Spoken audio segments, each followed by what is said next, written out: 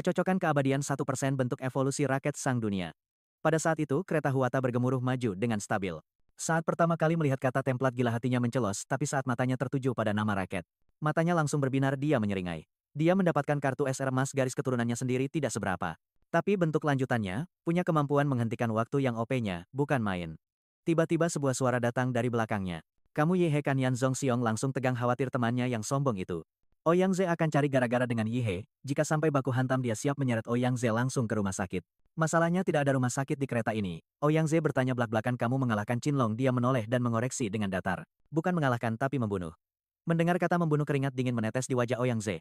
Mengalahkan dan membunuh adalah dua level yang sangat berbeda, dan karena pernah menghadapi Qinlong 2 kali dia tahu persis arti dari kata itu. Dia menarik napas dalam dan menatap Ye He dengan serius. Aku berencana memulai klub baru di Huade, benar-benar terpisah dari Dewan Siswa. Aku ingin kamu bergabung dan aku akan menjadikanmu ketuanya. Selama bertahun-tahun juara mahasiswa baru dan ketua Dewan Siswa. Selalu dipegang oleh orang lokal Huade. Hehe, kekuatanmu menunjukkan kesempatan nyata untuk mendobrak tradisi itu. Bergabunglah dengan kami. Suara Ouyang Ze tegas, tatapannya tulus saat dia mengulurkan tangannya. Seluruh gerbong langsung ramai. Banyak yang merasa sedang menyaksikan kelahiran organisasi legendaris di Huada, sebuah momen bersejarah. Ouyang Ze yang terkenal sombong itu mengundang Ye He dan bahkan menawarinya posisi ketua. Tapi dia hanya menggeleng. Maaf, aku tidak tertarik berebut kekuasaan dengan Dewan Siswa, atau membangun organisasi. Aku lebih suka bertindak sendiri. Dia menolaknya. Terdengar suara kaget dari kerumunan. Siapa Ye He ini sampai berani menolak Ouyang Ze? Sayang sekali.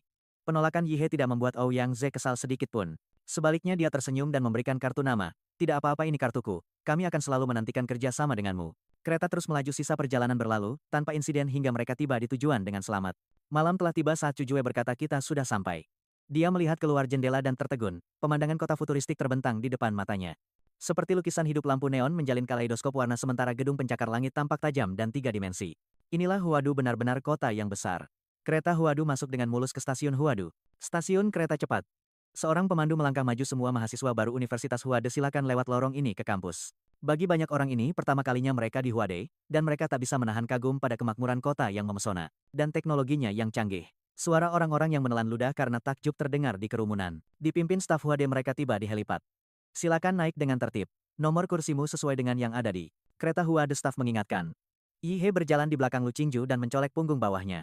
Sentuhan tak terduga itu membuatnya terkejut, telinganya tampak memerah. Xiao Juju, apa yang kamu lakukan? Kita di tempat umum, semburnya teringat peringatan Qianlan. Qingju ingat. Meskipun kamu dan Ye He bertunangan, kalian belum menikah. Jangan terlalu mesra di depan umum dan jangan biarkan dia memanfaatkanmu. Jaga dirimu, mengerti? Ye He tampak benar-benar bingung. Di tempat umum, kamu bicara apa? Aku cuma mau tanya kenapa kita naik pesawat. Lu Qingju merasa sedikit tertipu. Bagaimana bisa mama menjodohkanku dengan orang udik ini? Karena tujuan kita ada di langit. Di langit, dia mendongak. Tepat saat itu sekumpulan awan terbelah, memperlihatkan puncak struktur raksasa kota langit. Di Blue Star, teknologi di berbagai bidang, setidaknya 1 generasi lebih maju dari bumi. Contohnya pesawat Hawker yang mereka naiki bisa lepas landas vertikal tanpa landasan. Sebuah keajaiban teknik. Dan kota terapung raksasa di atas ibu kota kekaisaran adalah keajaiban buatan manusia. Ilmu pengetahuan bumi tak bisa menandinginya. Nama lengkapnya Kota Akademi Udara Huada, sebuah kampus yang mencakup hampir seperempat luas daratan Huadu. Kota ini diselimuti oleh perisai elektromagnetik yang konstan. Saat pesawat penumpang Huade mendekat, perisai itu otomatis memindai dan memverifikasi identitas mereka. Lalu membuka gerbang bundar agar pesawat masuk. Begitu di dalam kota akademi, dia bisa merasakan medan kekuatan hidupnya terganggu. Jangkauan deteksinya terpangkas hingga sekitar 100 meter. Inilah Universitas Huadu. Setelah turun, setiap mahasiswa diberi kartu mahasiswa Huada. Mulai sekarang semua aspek pelatihan dan kehidupan sehari-hari di Huada akan berpusat pada kartu itu. Selanjutnya para maba diantar ke asrama masing-masing. Dia dan Cujue menaiki mobil layang kampus meluncur melewati kota yang ramai hingga tiba di sebuah gedung pencakar langit. Tingginya lebih dari 100 lantai. Ini asrama mahasiswa Huada tertinggi di dunia. Kawan, aku baru saja melempar lelucon yang takkan dimengerti orang di Blue Star. Dia ngomong apa sih? Siapa orang bodoh ini? Pasti otaknya korslet. Asrama Ye He ada di lantai 42. Unit A3, sementara punya Cujue di lantai 45 unit B7. Mereka berpisah di lantai 42. Asrama tunggal seluas 100 meter persegi. Huada benar-benar memperlakukan mahasiswanya dengan baik. Dia melihat kamar berperabotan lengkap dengan komputer model terbaru. Bahkan ada bak mandi pijat, sesuatu yang belum pernah dia alami dalam 2 kehidupannya. Dia pasti akan mencobanya nanti. Tempat ini serasa hotel bintang 5. Dia berbaring di tempat tidur merentangkan tangan dan kakinya. Dia bersantai sejenak, tapi kemudian teringat tugas utamanya memaksimalkan template vampir raket. Saat di mobil layang tadi, dia sudah mencari tahu cara menggunakan kartu mahasiswa dengan memindai barcode unik di kartu itu. Dengan ponselnya dia bisa masuk ke aplikasi eksklusif Huada Pass. Pasar di kota akademi ini hanya menerima poin akademi. Mata uang digital milik Huada. Dia segera mengubah sisa 30 juta lebih dolar Sia di akunnya menjadi poin. Ting 322,43 poin akademi masuk. 10 juta dolar Sia hanya untuk 1 poin keterlaluan. Meski begitu pasar ini menjual barang-barang yang tidak bisa ditemukan di tempat lain dan semuanya legal di sini. Hak istimewa itu saja membuat status mahasiswa Huade jadi sangat berharga. Dia menghabiskan semuanya untuk inti sihir atribut darah lebih dari cukup untuk memaksimalkan templat raket. Pikirnya lagi pula templat humanoid raksasa ultrateknya saja sudah mencapai kecocokan di atas 90%. Dengan investasi kurang dari 10 juta. Pengiriman di kota akademi secepat kilat, dalam kurang dari 10 menit. Sebuah drone melayang di luar jendela Yihe membawa paket. Mahasiswa Yihe, terima kasih atas pembelian Anda, semoga kultivasimu lancar. Tolong beri ulasan bintang 5 ya. Suara elektronik yang merdu itu menghilang saat drone melesat pergi. Yihe merobek paketnya. Terlihat deretan kotak sihir biru dan hijau yang dikemas rapi, baiklah ayo dihabiskan. Gelombang energi mengalir ke tubuhnya langsung berubah jadi nutrisi dan ditampilkan sebagai kecocokan di panel statusnya. Aliran energi yang dahsyat membuat tubuhnya tegang. Templat vampir raket kecocokan 100% terbuka. Fisik keseluruhan 29. Menatap cermin dia melihat kulitnya makin pucat, kedua taringnya kini lebih tajam. Dan alur darah terbentuk di belakangnya. Begitu menembus daging musuh, dia bisa meminum darah mereka. Semudah menyeruput boba. Dia merentangkan jemarinya, melihat kukunya memanjang dalam hitungan detik. Saat itu sebuah pikiran nekat melintas di benaknya. Sesuatu yang tak akan pernah kalian duga. Detik berikutnya dia menusukkan tangannya ke tenggorokan. Darah menyembur keluar tapi bahkan belum menyentuh lantai. Lukanya sudah menutup sempurna seolah tak terjadi apa-apa. Jadi regenerasi vampir benar-benar bekerja. Namun dia tahu mutasi fisik ini bukan apa-apa dibandingkan dengan kekuatan barunya. The World. Dia masuk ke ruang latihan pribadi di asramanya dan tak bisa berhenti mengagumi kemewahan Universitas Hua. Di dunia di mana kekuatan bela diri adalah segalanya, bahkan asrama mahasiswa punya ruang latihan yang diperkuat untuk menahan kekuatan petarung. Sempurna untuk menguji The World. Di JoJo's Bizarre Adventure beberapa individu unik bisa membangkitkan kekuatan luar biasa bernama Stan. Stan adalah manifestasi dari energi spiritual penggunanya. Masing-masing punya bentuk unik dan kemampuan memanipulasi realitas. Sekarang dia siap memanggil miliknya.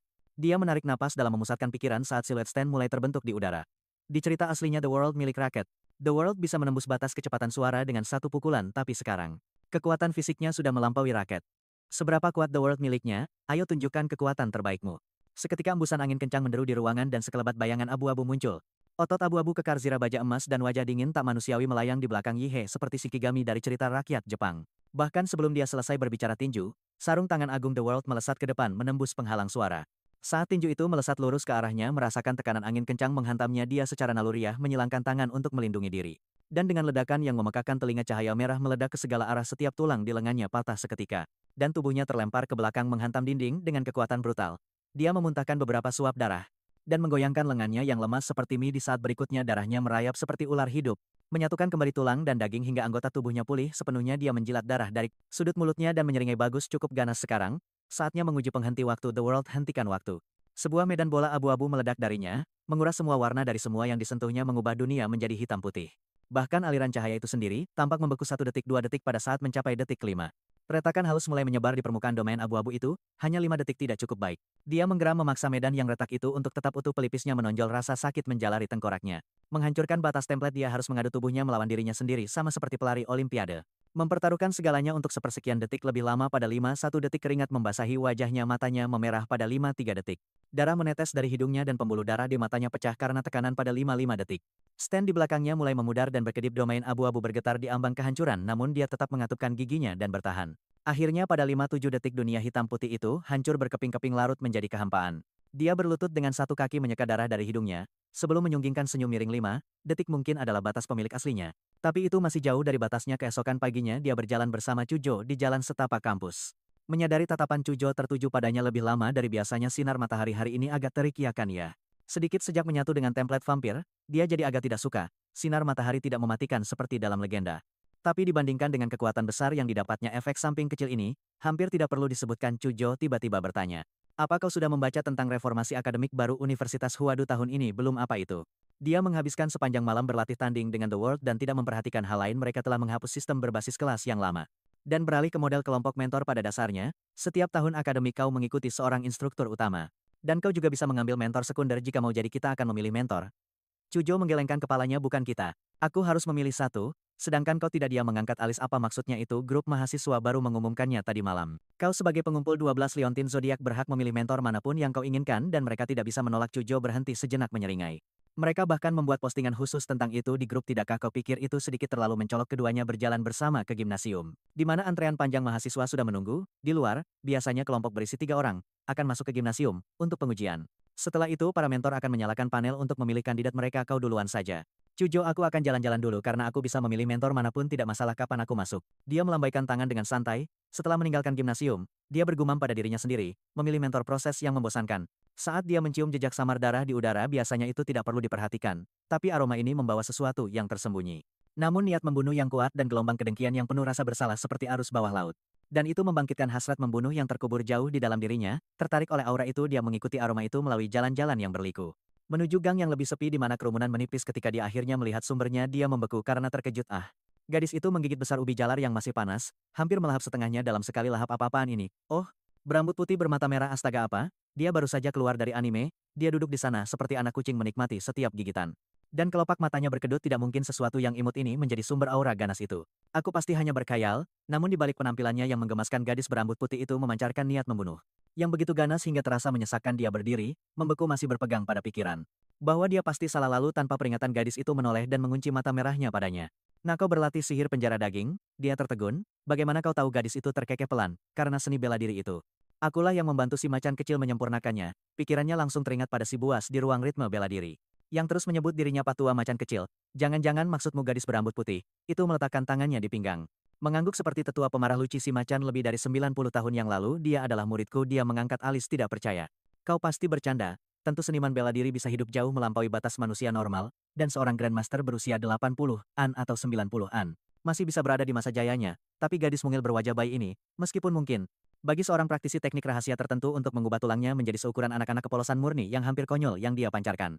Naif yang menawan. Jika kau baik atau bodoh, jika tidak adalah sesuatu yang tidak bisa dipalsukan oleh aktris pemenang Oscar sekalipun. Apa kau tidak percaya padaku? Percaya padamu aku. Lebih percaya aku adalah Qin Shi Huang. Beri aku 50. Kata-katanya terpotong saat jantungnya berdebar kencang. Bulu kuduknya meremang di sekujur kulitnya. Hawa dingin mencengkeram bagian belakang lehernya. Seolah-olah kepalanya telah diletakkan di atas balok sebuah guillotin berlumuran darah yang telah merenggut ribuan nyawa. Niat membunuh itu begitu murni, begitu tajam, sehingga dia hampir bisa melihat kepalanya sendiri menggelinding di tanah secara naluriah. Dia mencoba mengaktifkan kemampuan penghenti waktunya, tapi tiba-tiba merasakan sesuatu dimasukkan ke dalam mulutnya. Lidahnya menyentuhnya. Itu adalah permen rasa stroberi. Maaf nak, kurasa aku sedikit berlebihan. Jangan laporkan aku ke sekolah ya. Aku hanya mendapat 1 atau 2 jam kebebasan seminggu. Menyedihkan sekali. Gadis kecil itu melebarkan mata merahnya. Berusaha sekuat tenaga untuk terlihat menggemaskan. Dia mengabaikan kelucuannya yang menipu dan berbahaya, menatap lurus ke matanya. Siapa kau? Dia menyeringai memperlihatkan taring kecil seperti harimau. Namaku, Gong Qiu. Aku seorang Grandmaster yang sangat kuat. Dan antara kau dan aku, kepala sekolah Universitas Hua itu, Shi Jinwen, waktu dia masih kecil aku membuatnya menangis. Jantungnya berdetak kencang. Jika Gong Qiu telah menyempurnakan seni bela diri, Xian Wang, dia pasti bisa membantunya menerobos kebuntuannya. Seorang Grandmaster yang berspesialisasi dalam niat membunuh. Sinergi yang sempurna dengannya, pasti layak untuk diinvestasikan. Dengan pemikiran itu, dia berlutut dengan suara gedebuk. Suaranya serius namun penuh semangat. Aku telah mengembara separuh hidupku tanpa bertemu guru. Yang layak aku ingin menjadikan Master Gong Qiu sebagai guruku. Tolong berikan aku kehormatan ini. Gong Qiu mengerjap padanya dengan ekspresi bingung di wajahnya. Sementara itu di dalam gimnasium, suasananya tegang. 5 dekan dari Universitas Hua duduk di meja depan. Kehadiran mereka menarik banyak lirikan sembunyi-sembunyi dari mahasiswa baru yang menjalani penilaian mereka. Bahkan dengan mengetahui itu hampir mustahil, banyak yang masih berfantasi untuk dipilih sebagai murid pribadi dekan naik pangkat untuk menjadi bintang bersinar Universitas Hua berikutnya. Tapi harapan itu sudah pupus sejak awal. Kelima dekan itu ada di sini hanya karena satu alasan. Untuk memperebutkan orang yang sama. Dia yang tidak disadari oleh para mahasiswa baru adalah bahwa kontes zodiak disiarkan secara langsung kepada seluruh fakultas Universitas Hua. Sejak saat pengumuman kereta berbunyi, para guru telah mengamati dengan cermat bagaimana setiap mahasiswa menanggapi krisis mendadak ini. Menggunakan analisis pengenalan wajah, AI sistem menilai kemampuan respons mereka. Siapapun yang menganggapnya hanya sebagai ujian biasa dan menyerbu ke kota zodiak tanpa persiapan dijamin mendapat nilai rendah. Begitu berada di dalam kota kecerdasan tempur, keterampilan praktis dan kemampuan kepemimpinan mereka selama pertempuran dengan prajurit zodiak massal menjadi kriteria evaluasi utama. Bahkan mereka yang gagal mengalahkan prajurit zodiak bisa mendapat nilai tinggi jika mereka unggul di salah satu bidang. Dia adalah satu-satunya mahasiswa baru yang mempertahankan nilai sempurna dari awal hingga akhir. Tapi yang benar-benar mengejutkan kelima dekan, bukan hanya karena dia telah membunuh bos Cimlong, target yang bahkan tidak seharusnya diserang dalam ujian yang dianggap sebagai kematian pasti bagi siapapun yang menghadapinya. Dia mungkin tidak tahu siapa sebenarnya Chunlong yang telah dia bunuh. Makhluk itu adalah simulasi tingkat atas yang dibuat oleh superkomputer Tiongkok Nua menggunakan data tempur lengkap yang ditinggalkan oleh penjaga nasional, seniman bela diri Fu Hongxun ketika dia pertama kali mendaftar di Universitas Hua. Bahkan Nua tidak bisa sepenuhnya meniru kekuatan dewa milik Fu, murid ganda ilahi Hongxun di dalam alam Mirage. Namun Fu masih diakui Sebagai seniman bela diri terkuat dalam sejarah Tiongkok dan mungkin dunia, rekornya di Universitas Hua telah tak tersentuh selama lebih dari seabad. Bagi Ye He untuk mengalahkan model yang dilatih dari data legenda seperti itu, bahkan tanpa kekuatan penuhnya itu sudah cukup menjadi bukti bakatnya yang luar biasa. Selama tidak ada yang menghalangi jalannya, dia pasti akan menjadi seorang Grandmaster, bahkan mungkin mencapai level Grandmaster Agung. Kelima dekan hanya bisa menahan kegembiraan mereka, dan menunggu dengan sabar Ye He memilih seorang guru. Tapi kemudian panggilan darurat mendadak masuk. Kabar buruk Dekan He. Dia baru saja menjadi murid dari mantan profesor Universitas Hua dan agen kelas khusus saat ini. Gong Qiu. Apa kelima dekan membekuk kaget di tempat. Di luar Gim Ye He tanpa malu-malu melakukan segalanya. Berlutut dan memeluk kaki Gong Qiu. Guru, aku sudah memutuskan. Itu harus kau. Gong Qiu menggelengkan kepalanya, dan menjawab, sayang sekali sepertinya, aku sudah dikeluarkan dari Universitas Hua. Ye He langsung mulai merayu. Guru, kau bilang kau hanya punya 1 atau 2 jam seminggu untuk bersantai, kan angkat aku jadi muridmu. Dan dalam 2 tahun, aku akan menemukan cara untuk membebaskanmu. Mata Gong Qiu langsung berbinar. Benarkah? Baiklah, aku terima. Tepat saat dia berhasil membujuknya, 5 aura kuat tiba-tiba mendekat dengan kecepatan tinggi. Tunggu senior Gong Qiu. Bukankah kau setuju untuk tidak berinteraksi dengan mahasiswa selama masa cutimu? Dan dalam kondisi mentalmu saat ini, kau tidak cocok untuk mengajar siapapun. Benar senior Gong Qiu, silakan pulang. Ekspresi Gong Qiu sedikit menggelap. Dia menoleh ke Ye He. Pulang tentu. Siapa namamu? Ye He segera menjawab dengan penuh hormat. Ye He. Gong Qiu mengangguk kecil, mengabaikan kelima dekan sepenuhnya. Saat dia berbalik menuju kampus.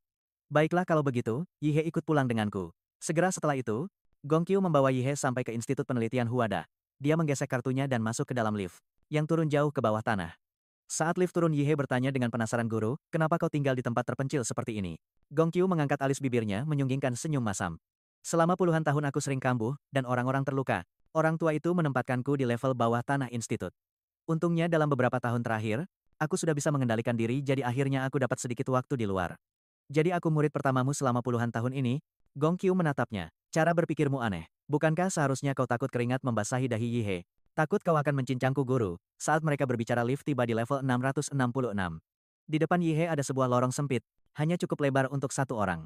Di ujung sana, berdiri sebuah pintu paduan yang diperkuat, dengan pengatur waktu elektronik terpasang di atasnya. Ye He mengerutkan kening. Institut penelitian sebesar ini dan lorongnya dibuat sesempit ini? Gong Qiu menjawab datar, karena jalan ini dibuat hanya untukku seorang. Pada saat itu, hitung mundur di layar di ujung koridor hanya menunjukkan 11 detik tersisa. Sial, kita kehabisan waktu. Lari Gong Qiu melesat ke ujung seperti anak panah dari busur. Dia berteriak sambil berlari. Setiap kali aku keluar, penghitung waktu mulai berjalan. Jika aku tidak kembali tepat waktu, kantor kepala sekolah akan mendapat alarm, dan kemudian seluruh universitas akan memburuku.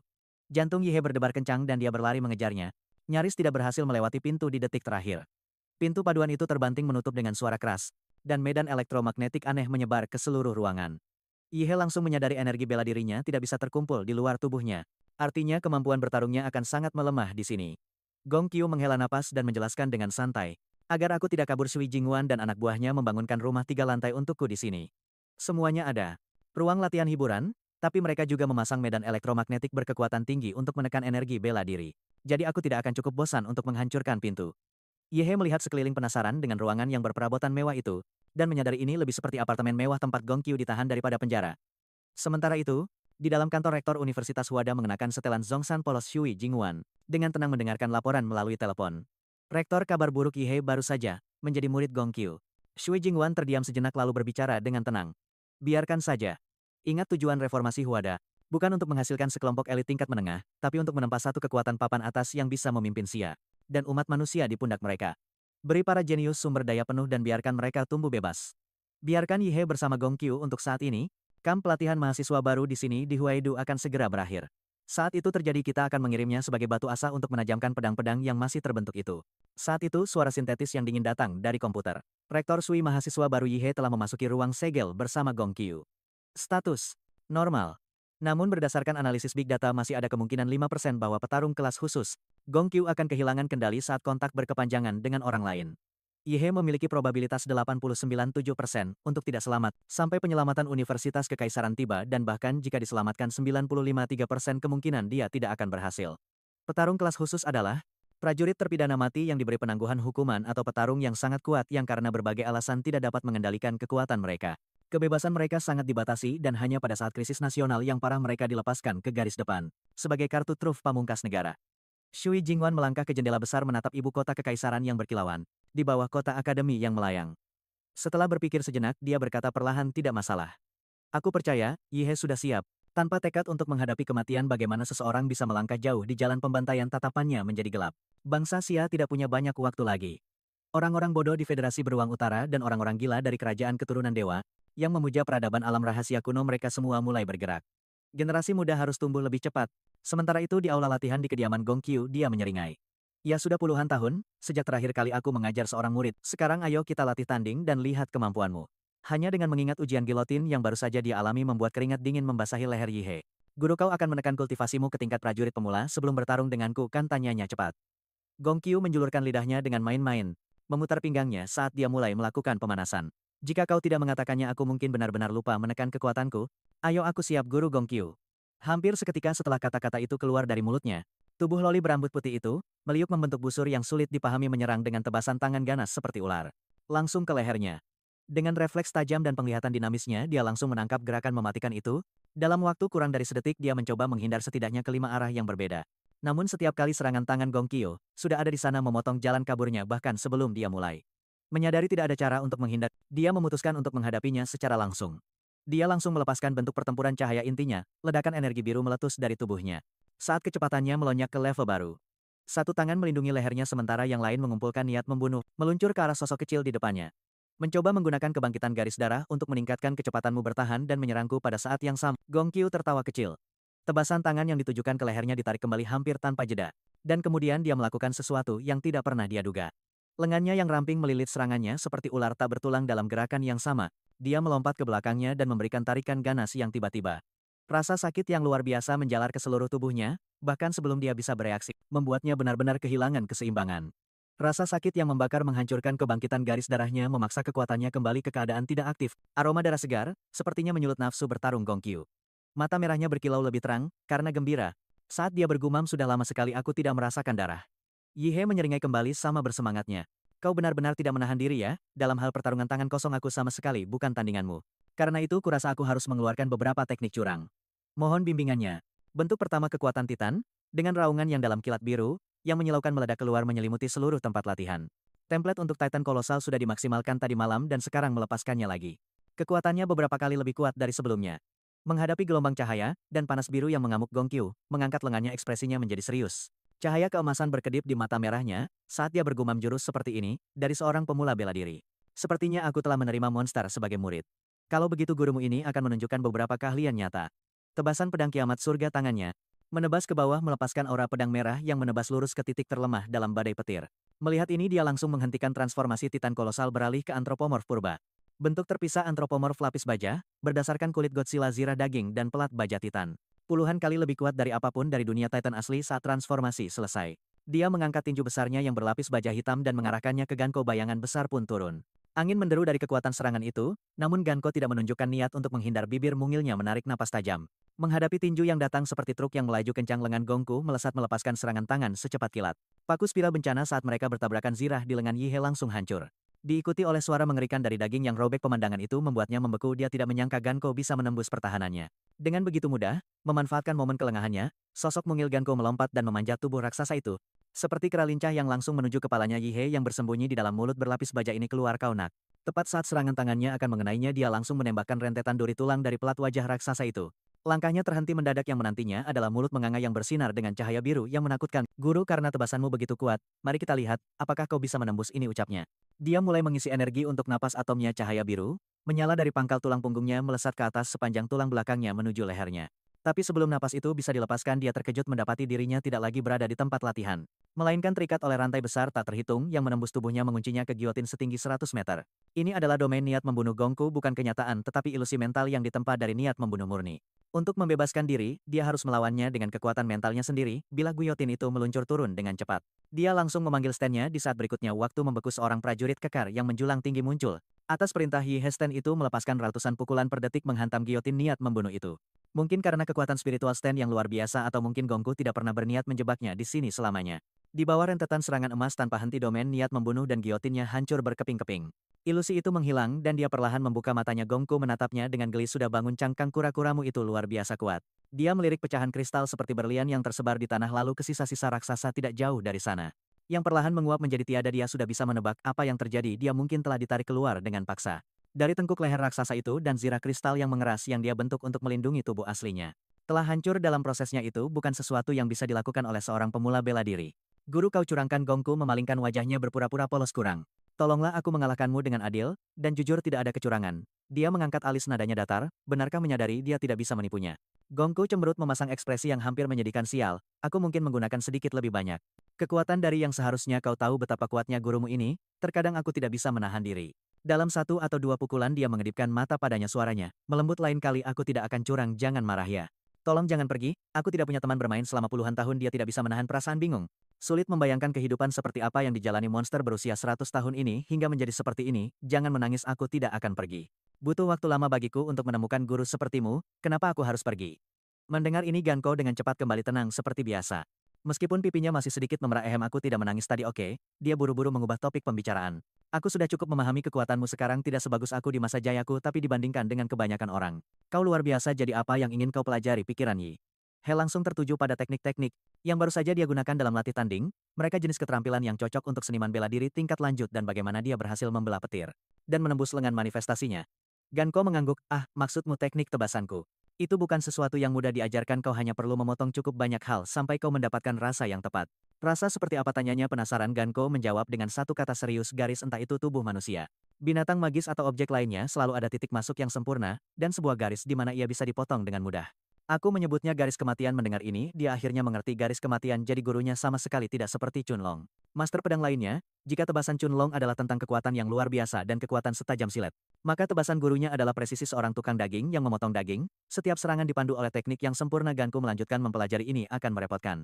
Aku sarankan kau menerobos ke ranah prajurit dulu, tanpa tingkat kultivasi bela diri itu kau bahkan tidak akan punya fondasi. Untuk mempelajari sebagian besar teknikku apa kau tahu perbedaan antara seorang prajurit dan murid bela diri? Ini bukan hanya tentang peningkatan fisik ini tentang pikiran dibandingkan dengan murid bela diri seorang prajurit mendapatkan satu kemampuan krusial. Visi batin dengan visi batin seorang prajurit beralih dari latihan di tingkat eksternal yang luas ke penyempurnaan tubuh mereka. Pada skala mikroskopis mereka bisa melihat meridian titik akupunktur dan bahkan organ dalam mereka sendiri memperkuatnya dengan energi bela diri. Untuk mendorong batas tubuh, dengan kata lain perkuat pikiran terlebih dahulu. Baru kemudian, tubuh mata Yihe berbinar dalam kesadaran. Tiba-tiba dia tidak menyangka ajaran Ganku begitu mendalam. Dia benar-benar sesuai dengan gelarnya sebagai profesor Universitas Kekaisaran meskipun kepribadiannya sedikit aneh. Pengetahuannya solid dan dalam hal, kekuatan mental setelah bergabung dengan template vampir, dan membangkitkan kekuatan Boruto atribut spiritualnya telah mengalami peningkatan besar yang bisa memberinya keuntungan besar. Saat naik ke ranah prajurit, jadi apakah ada perbedaan dalam teknik kultivasi yang digunakan untuk naik ke tingkat prajurit? Tanyanya Gongku menjelaskan teknik pemecah cermin dan keterampilan bela diri di peringkat dalam 4 tingkatan. Tingkat surgawi iblis bumi mistis kuning dan tanpa tingkat untuk siswa di perguruan tinggi biasa atau akademi tingkat rendah.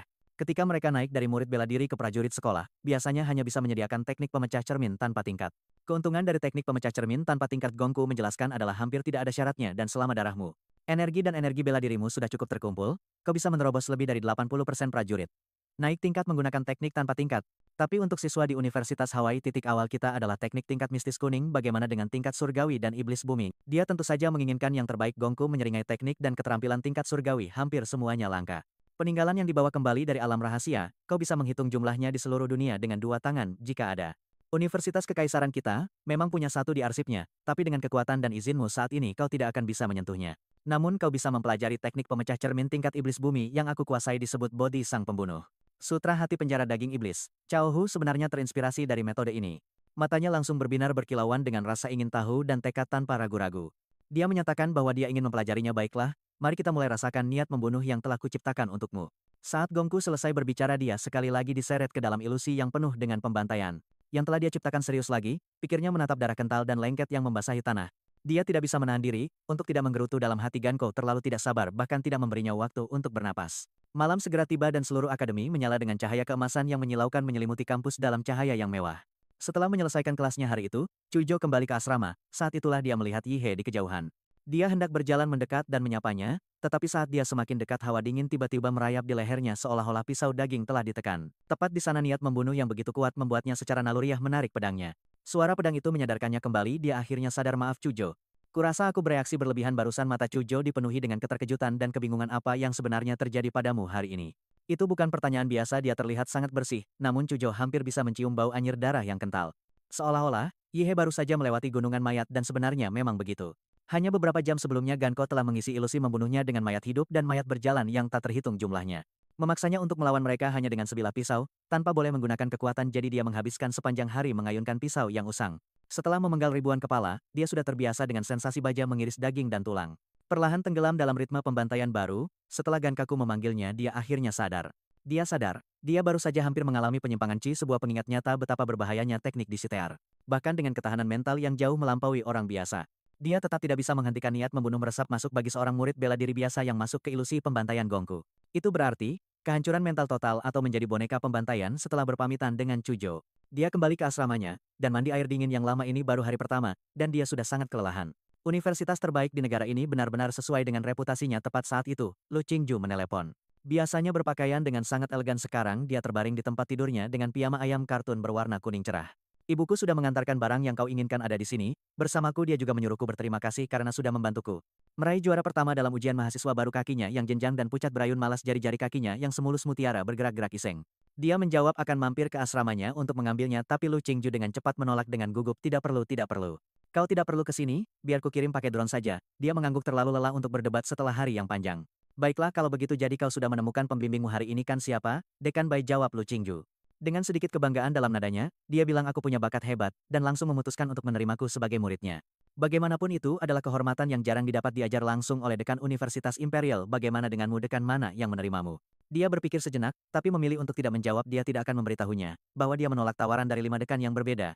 Kalau tidak, seseorang tidak akan bisa tidur malam ini. Dalam sekejap mata hampir setengah tahun berlalu, dan semester pertama tahun pertama akan segera berakhir. Bagi mahasiswa baru Universitas Huada ini adalah semester yang penuh peristiwa. Di awal semester, Ouyang Ze telah bergabung dengan talenta terbaik dari beberapa provinsi untuk membentuk perkumpulan darah naga. Seperti yang diduga, mereka segera bentrok dengan mahasiswa baru lokal Huadu. Ketegangan meningkat menjadi duel resmi di arena bela diri, namun perkumpulan darah naga lebih banyak kalah daripada menang. Dan pengaruh mereka dengan cepat menurun. Mahasiswa baru paling terkenal sekarang adalah Xiong Jianwei. Paling terkenal di Huada adalah pernyataan yang meremehkan namanya bergema di seluruh negeri. Bagaimanapun dia adalah peraih skor tertinggi dalam ujian masuk Universitas Huadu. Selama siaran langsung ujian, penonton dibuat kagum oleh kekuatannya. Dan rumor mengklaim, bahkan Fu Hongxang memujinya sebagai prajurit tingkat penjaga nasional berikutnya. Sedangkan untuk Yi He, yang pernah mencuri perhatian di awal semester, hampir tidak ada lagi yang menyebut namanya. Dia telah menghilang dari pandangan publik selama lebih dari 3 bulan. Pada saat itu, jauh di dalam tingkat bawah tanah Institut Penelitian Huada, Gongku berdiri, tanpa alas kaki. Jari-jari kakinya, yang merah muda lembut menekan punggung Yi He lebih cepat. Ayo lebih cepat, desaknya. Setiap langkah kecilnya menyuntikkan Chi bela diri murninya ke dalam tubuh Yi He. Diperkaya dengan pemahamannya tentang sutra bodi hati pembunuh, memperkuat ranah bela diri yang baru saja dia tembus. Dengan Chi bela dirinya sendiri tersegel, dia hanya bisa terus melakukan push up, merasa seolah-olah gadis mungil. Di punggungnya seberat gunung. Oh, ada apa? Ikan kecil, sudah menyerah. Kau bahkan belum mencapai 10.000 ejek. Gongku sambil menggertakkan giginya mendengar ejekannya. Yi He mengumpulkan kekuatan untuk terus maju. Melihat tekadnya, dia berhenti hanya menekan kakinya di punggungnya, sebaliknya dia mulai melompat-lompat di atasnya. Mengirimkan gelombang Chi bela diri yang lebih kuat melalui anggota tubuh dan tulangnya. Dia mengeluarkan erangan tertahan. Menelan rasa logam yang naik di tenggorokannya, dan dengan keras kepala terus bertahan. Akhirnya saat push up ke 10.000 selesai, Gongku sepertinya merasakan sesuatu, dan dengan cepat melompat dari punggungnya. Detik berikutnya, kabut darah menyembur dari kulit Ye. Kulit lamanya yang usang mengelupas digantikan oleh kulit lembut yang segar dan menyebar cepat ke seluruh tubuhnya. Mengerasa terkena udara itu seperti serangga yang berganti kulit, melepaskan daging tua yang usang untuk memperlihatkan tubuh baru di baliknya. Pakaiannya hancur dalam proses itu. Gongku dengan cepat menutupi matanya dengan gugup. Yi He bergumam kesal, kalau kau menutupi matamu, tutup juga jarimu. Berhenti mengintip setelah 3 bulan yang panjang dalam pengasingan, dia memutuskan sudah waktunya untuk keluar dan merasakan matahari lagi. Gongku bertanya dengan lembut. Kau akan kembali? Dia tertawa, tentu saja. Kau payah sekali main game, lebih baik berlatih sebelum aku kembali lagi nanti. Setelah mengucapkan selamat tinggal pada Gongku, dia masuk ke lift menuju ke permukaan. Dia tidak terlalu menyukai sinar matahari lagi, tapi setelah 3 bulan tanpanya dia tidak bisa menahan rasa rindu. Berjalan di sepanjang jalan memberinya perasaan aneh yang hampir surreal. Dia tidak berlama-lama atau berkeliaran. Sebaliknya dia langsung menuju pusat kegiatan mahasiswa di Universitas Huadu. Salah satu bagian paling penting dari nilai semester mahasiswa adalah tugas misi di luar kampus. Mulai dari memburu penjahat bela diri yang dicari, menyelidiki alam rahasia dan membantu pertahanan dari serbuan monster, hingga menyerang organisasi ilegal, atau bahkan pasukan asing. Kali ini, satu-satunya tujuannya keluar dari pengasingan adalah untuk menyelesaikan misinya. Untuk semester ini ketika dia tiba di pusat kegiatan, Chujo sudah menunggu. Berpakaian santai. Saat melihatnya, Chujo tersenyum. Akhirnya kau membuatku menunggu lama sekali.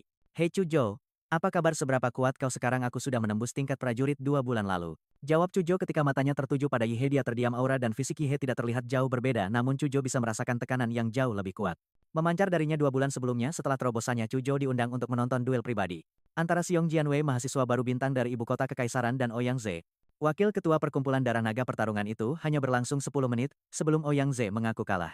Cujo yakin Xiong Jianwei tidak bertarung dengan serius, namun meskipun begitu, dia tetap percaya kekuatan Yi He melampauinya, dia tidak tahu tentang pikiran fanboy temannya itu pandangannya beralih ke jalan.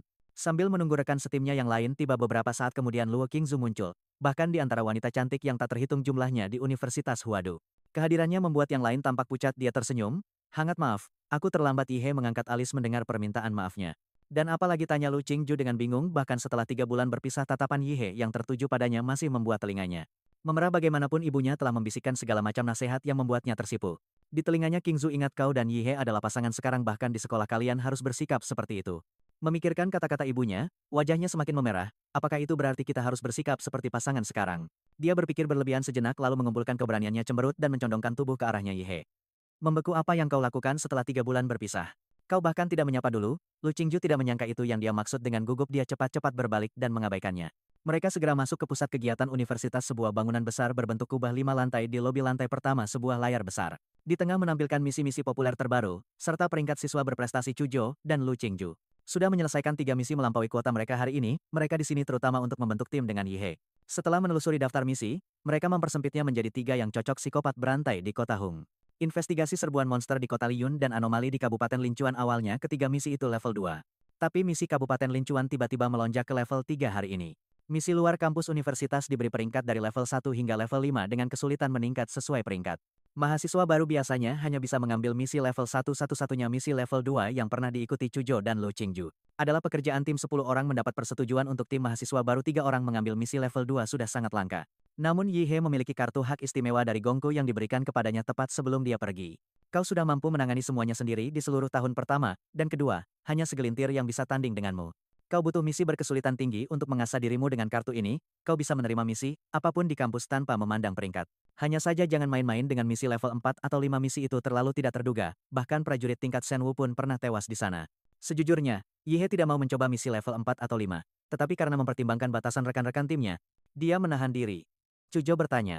Yang mana yang kita ambil? Yi He berpikir sejenak sebelum menjawab, risiko dan imbalan berjalan seiring. Misi pertama adalah pengejaran murni akan tidak efisien jika kriminal. Unit investigasi tidak bisa menangkap tikus ini selama berbulan-bulan. Tantangannya ada pada pelacakan bukan pembunuhan. Misi kedua adalah investigasi tambahan.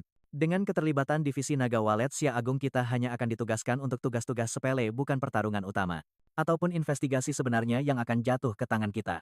Misi ketiga di sisi lain akan sepenuhnya ada di tangan kita dan tanpa jaring pengaman. Ya tetapi semakin besar risikonya semakin besar imbalannya. Jika kita terlalu takut menghadapi bahaya, dan hanya tumbuh di rumah kaca, lalu mengapa menyebut diri kita pejuang? Sikap Yi He tegas. Cujo mengangguk setuju, dan Lu Qingju merasakan hal yang sama. Melihat keduanya setuju dia menyerahkan misi itu, formulir pendaftaran kepada resepsionis. Mata resepsionis itu terbelalak tak percaya sebuah tim yang semuanya mahasiswa baru, berani mengambil misi level 3, ini gila. Tidakkah mereka tahu sebuah regu mahasiswa tingkat 2 telah musnah di Kabupaten Linchui? Sebelum dia bisa menolak, dia menunjukkan kartu hak istimewanya. Ekspresinya langsung berubah serius, dan dia menelepon Direktur Pusat Kegiatan Mahasiswa untuk konfirmasi. Setelah diverifikasi nada suaranya berubah menjadi hormat saat dia memproses pendaftaran mereka. Semoga keberuntungan menyertai pedang kalian, ucapnya tulus. Meninggalkan pusat kegiatan, Yi He berkata dia perlu mengambil sesuatu sebelum menuju ke Kabupaten Linchui. Hadiah juara pertama di turnamen Liontin Zodiac adalah seni bela diri tingkat dewa atau senjata yang ditempa dari paduan logam kelas khusus. Dengan Ganko monster tua itu sebagai mentornya, seni bela diri tingkat tinggi bukanlah masalah baginya. Jadi dia memilih senjata yang sesuai dengan gayanya. Lagi pula, material biasa tidak akan mampu menahan kebrutalan metode bertarungnya. Senjata ini ditempa dari paduan logam kelas khusus baja bintang jatuh. Sebuah pedang perang yang dibuat khusus agar sesuai dengan fisik dan titik kekuatannya. 3 bulan telah berlalu, seharusnya sudah siap sekarang. Dia bergegas ke tempat penempaan Akademi Mekanik dan Magitek. Tak sabar untuk mengambil senjatanya. Pedang perang itu panjangnya sekitar 1-2 meter dengan mata pedang yang lebar dan rata. Berwarna gelap, tetapi dihiasi bintik-bintik cahaya bintang kecil ciri khas baja bintang jatuh. Punggung pedangnya dilapisi dengan gerigi tajam yang menambah bobot dan dampak sehingga setiap ayunan bisa melepaskan kekuatan yang dahsyat. Gagangnya dibalut kulit hitam khusus untuk pegangan, dengan benang halus baja bintang jatuh yang ditenun di dalamnya, untuk menyalurkan energi bela diri, langsung ke senjata. Saat dia menghunus pedang dan mengayunkannya, udara itu sendiri seolah terbelah. Setiap serangan disertai dengan suara desingan tajam, dan kilatan cahaya yang membuat bulu kuduk merinding. Sempurna bobotnya pas, rasanya sangat pas di tangan. Pikirnya terkesan. Pedang ini dibuat menggunakan ukurannya dari 3 bulan lalu, namun masih cocok dengan kekuatan pejuang barunya yang telah meningkat. Sungguh para empu dari Huada, berada di level yang berbeda. Setelah menyimpan pedangnya, Yihe berangkat bersama Chujo dan Lu Qingju menuju Kabupaten Lingshui, sebuah kota kecil, yang biasa-biasa saja tanpa ada alam rahasia yang pernah muncul di area itu. Pejuang lokal jarang ditemukan, dan tempat itu terasa jauh lebih kuno dan tertutup dibandingkan dunia luar. Sebagian besar penduduk masih mengandalkan bus tua, becak atau skuter listrik untuk transportasi. Untuk misi ini, mereka bertiga menyamar sebagai mahasiswa biasa. Huada telah memasukkan identitas dan catatan latar belakang lengkap mereka. Setibanya di sana, Yihe mengaktifkan medan magnet kehidupannya untuk memindai sekitar. Meskipun jangkauannya bisa dengan mudah mencakup seluruh kabupaten, dia sengaja membatasinya hingga kurang dari 100 meter. Dia tidak ingin mengejutkan tikus-tikus yang bersembunyi di bayang-bayang. Dalam pembasmian hama, bagian yang sulit bukanlah membunuh mereka melainkan menemukan mereka. Ayo kita periksa dulu rumah yang sudah kusiapkan untuk kita. Tepat saat mereka hendak berangkat, sebuah becak melambat dan berhenti di depan mereka. Pengemudi tua itu berseru, "Hei anak-anak, mau kemana?" Mau naik. Lu Qingju secara naluriah mulai menolaknya. Tapi Yihe dengan cepat menghentikannya. Dia merasakan sesuatu yang tidak biasa dalam aura lelaki tua itu. Sambil bermain peran dia tersenyum, dan berkata, "Tentu Kek. Kami membawa barang bawaan dan butuh istirahat." Begitu mereka duduk di becak, lelaki tua yang sedang mengayuh itu menoleh ke belakang dengan penasaran. "Kalian terlihat seperti pelajar terdidik dari sekolah mana? Kesini untuk berlibur," jawabnya dengan tenang tetap pada cerita samarannya. "Saya orang lokal dari Kabupaten Lingshui, hanya membawa 2 teman sekelas untuk berkunjung. Saya sekarang kuliah di Yinchuan." Alis lelaki tua itu terangkat. "Orang lokal ya? Siapa orang tuamu? Sepertinya aku tidak ingat denganmu." Dia terkekeh. "Kakek saya seorang dalang, dia meninggal beberapa tahun yang lalu. Saya pindah setelah itu." Dia senang telah berlatih dialek Lingshui di pesawat dan ID yang disiapkan Huada untuknya. Cocok dengan orang asli yang dapat diverifikasi. Ternyata lelaki tua itu benar-benar mengenal Yi Shuorong.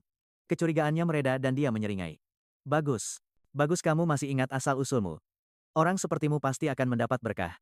Dia mengucapkan kata terakhir dengan perlahan. Matanya berkilat dengan kegembiraan yang aneh. Tak lama kemudian, mereka tiba di rumah tua yang telah diatur Huada untuk mereka. Begitu sampai di rumah, dia berterima kasih pada lelaki tua itu, turun dengan koper dan melangkah ke halaman. Menariknya, lelaki tua itu tidak mengambil ongkos. Sebaliknya, dia mengingatkan, 2 hari lagi kita akan mengadakan festival terbesar di Lingshui. Festival terbesar Kabupaten Lingshui yang hanya diadakan 3 tahun sekali. Kalian harus datang. Jika kalian terlalu malu untuk keluar, aku akan datang menjemput kalian sendiri. Yihe tersenyum. Baik, dia tahu lelaki itu tidak hanya basa-basi. Dia bersungguh-sungguh dengan setiap katanya. Mereka bertiga melangkah ke halaman rumah tua itu. Bertahun-tahun terabaikan telah membuat lantai betonnya retak, dan dipenuhi rumput liar memberikan kesan terbengkalai. Dia memberi isyarat agar Chujo dan Lu Qingju mundur lalu menghentakkan kakinya ke tanah. Dalam sekejap, gelombang radiasi yang kuat menyapu halaman dan seluruh rumah. Setiap serangga jatuh mati di tempat dan rumput liar layu dan membusuk dengan kecepatan yang terlihat oleh mata telanjang. Pembasmian hama dan penyiangan gulma selesai dalam hitungan detik. Lu Qingju tidak membuang waktu memeriksa kondisi rumah. Sementara Chujo diam-diam memasang kamera pengintai mini di gerbang dan di sekitar perimeter. Yihe, kemari lihat ini. Mengikuti suara Lu Qingju, dia melangkah ke kamar yang dulunya kamar tidur pemilik. Di sana tertanam di dinding ada sebuah kuil kayu. Di dalamnya duduk sebuah patung tanah liat, kepalanya ditutupi kain merah kecil. Kuil yang terbuat dari kayu seharusnya sudah lama membusuk jika sudah ada di sini sejak awal. Namun meskipun dilapisi debu tebal, setelah dibersihkan kuil itu tampak baru secara mengejutkan. Itu berarti seseorang meletakkannya di sini nanti. Chujo menatap patung itu, perasaan tidak nyaman merayapinya, dan dia menghunus pedangnya. Berniat untuk menghancurkannya terlebih dahulu, dan bertanya kemudian. Lu Qingju berpikir Chujo gegabah. Bagaimana mereka bisa menghancurkan petunjuk penting seperti itu? Tanpa memeriksanya terlebih dahulu, Yihe bagaimanapun sepenuhnya setuju dengan pendekatan Chujo. Melihat Yihe memihaknya, Lu Qingju dengan enggan berkompromi tetapi menyarankan, setidaknya, mari kita lihat apa yang ada di bawah selubung patung itu sebelum menghancurkannya. Saat dia berbicara, dia mengulurkan tangan dan mengangkat kain merah dari kepala patung itu. Pada saat itu, Yihe tiba-tiba merasakan gelombang energi jahat, dan dengan cepat berteriak agar dia berhenti. Sudah kuduga ini sesuatu yang kotor, Chujo hancurkan. Tanpa ragu sedikitpun, pedang Chujo melesat dari sarungnya, membelah patung tanah liat itu menjadi 2. Apa yang terjadi selanjutnya sangat mengerikan. Dari permukaan yang terbelah, darah hitam kental mulai menyembur dan gelombang energi busuk, energi psikis meletus seperti ledakan. Dia segera memanggil stand-nya, mencengkeram roh rusak tak berbentuk itu dalam genggamannya. Chujo dan Lu Qingju tidak bisa melihat stand Yihe. Di mata mereka yang keluar dari patung itu adalah gumpalan daging yang berpilin masih menggeliat, masih hidup. Dengan satu gerakan menyapu, Chujo membekukan gumpalan mengerikan itu dalam sekejap. Apa-apaan itu? Rasa dingin merayap di tulang punggung Lu Qingju. Dia belum pernah melihat sesuatu yang begitu meresahkan sebelumnya. Ini seperti seseorang yang bisa dengan mudah menghancurkan kecoa tetapi secara naluriah menghindar untuk menyentuhnya. Dia tahu dia bisa menghancurkan benda itu dengan jentikan tangannya, tetapi kekotoran yang menjijikkan itu, aura alami yang dipancarkannya masih membuatnya gelisah. Dia melangkah maju, menepuk bahunya, dan menyalurkan gelombang energi psikis murni. Kehangatan menyebar ke seluruh tubuhnya, mengusir semua jejak ketakutan. Sekarang semuanya menjadi jelas.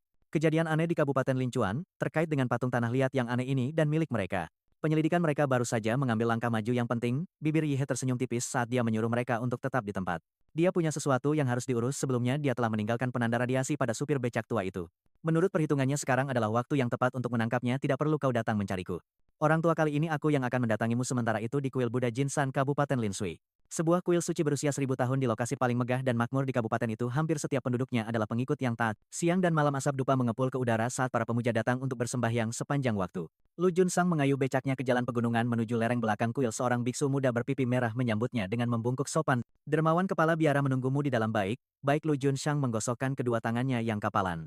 Tidak bisa menyembunyikan kegembiraannya membayangkan berkah yang akan dia terima. Keduanya memasuki lorong tersembunyi yang diukir di dinding batu, setelah melalui serangkaian liku-liku di terowongan yang berkelok. Mereka akhirnya tiba di tujuan. Di hadapan mereka, menjulang dua bodhisattva berwajah murka setinggi 20 meter. Lengan mereka memegang tongkat penakluk iblis pedang, dan bila besar masing-masing menjaga di setiap sisi gerbang merah tua. Permukaannya diukir dengan pola Buddha emas yang rumit. Biksu muda itu melangkah maju membungkuk dalam-dalam kepala biara. Dermawan Lu Junshang yang telah memenuhi standar berkah telah dibawa kemari. Dia juga bilang, ada masalah yang ingin dilaporkan. Biksu muda itu hendak membuka pintu, ketika dia tiba-tiba membeku alisnya berkerut erat.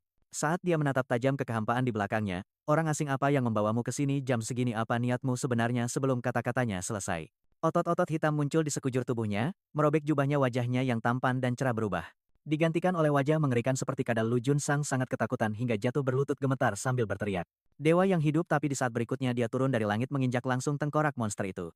Kepala yang lebih keras dari helm baja itu langsung hancur dan lehernya remuk berkeping-keping. Di bawah kekuatan yang menghancurkan, dalam satu gerakan dia menginjak makhluk itu dari kepala hingga kaki menjadi bubur darah dan daging muncrat keluar.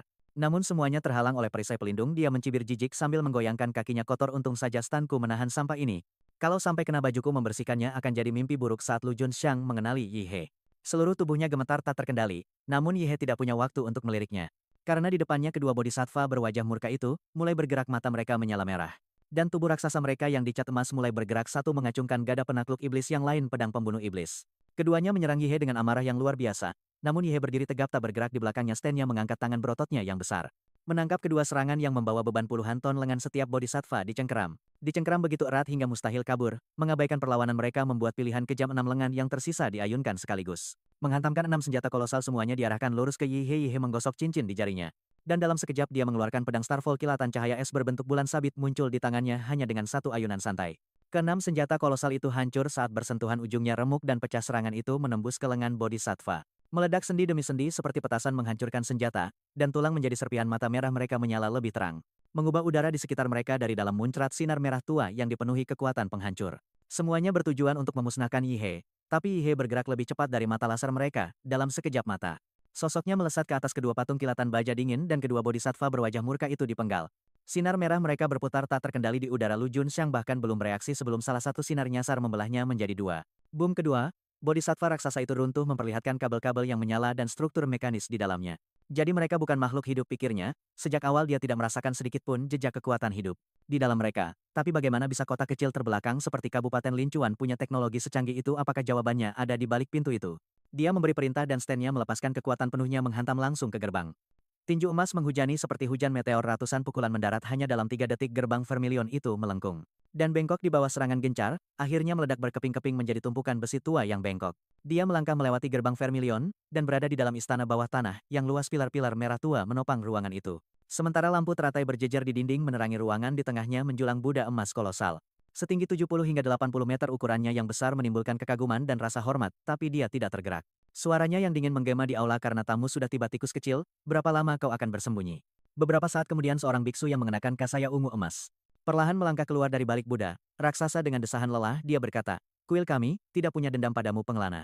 Kenapa datang ke sini untuk cari masalah? Dia mencibir menghunus pedang Starfall. Dalam sekejap tebasannya membelah biksu itu menjadi dua. Dia meludah dengan jijik, sialan, kau hanya robot. Apa kau kecanduan berdandan sebagai biksu palsu? Biksu lain muncul dari balik Buddha raksasa. Suaranya dingin, dosamu terlalu berat. Lebih baik kau habiskan waktu dengan iblis dari neraka tingkat 18. Neraka untuk meredam sifat ganasmu. Jangan banyak omong, bentaknya sambil mengangkat pedangnya untuk menyerang. Tapi sebelum dia bisa mengayunkan pedangnya, seluruh lantai istana bawah tanah mulai tenggelam. Dia ikut terjun ke bawah bersamanya. Setelah jatuh hampir 20 meter, dia mendarat dengan keras di dasar. Di sekelilingnya 18 lubang besar terbuka di dinding.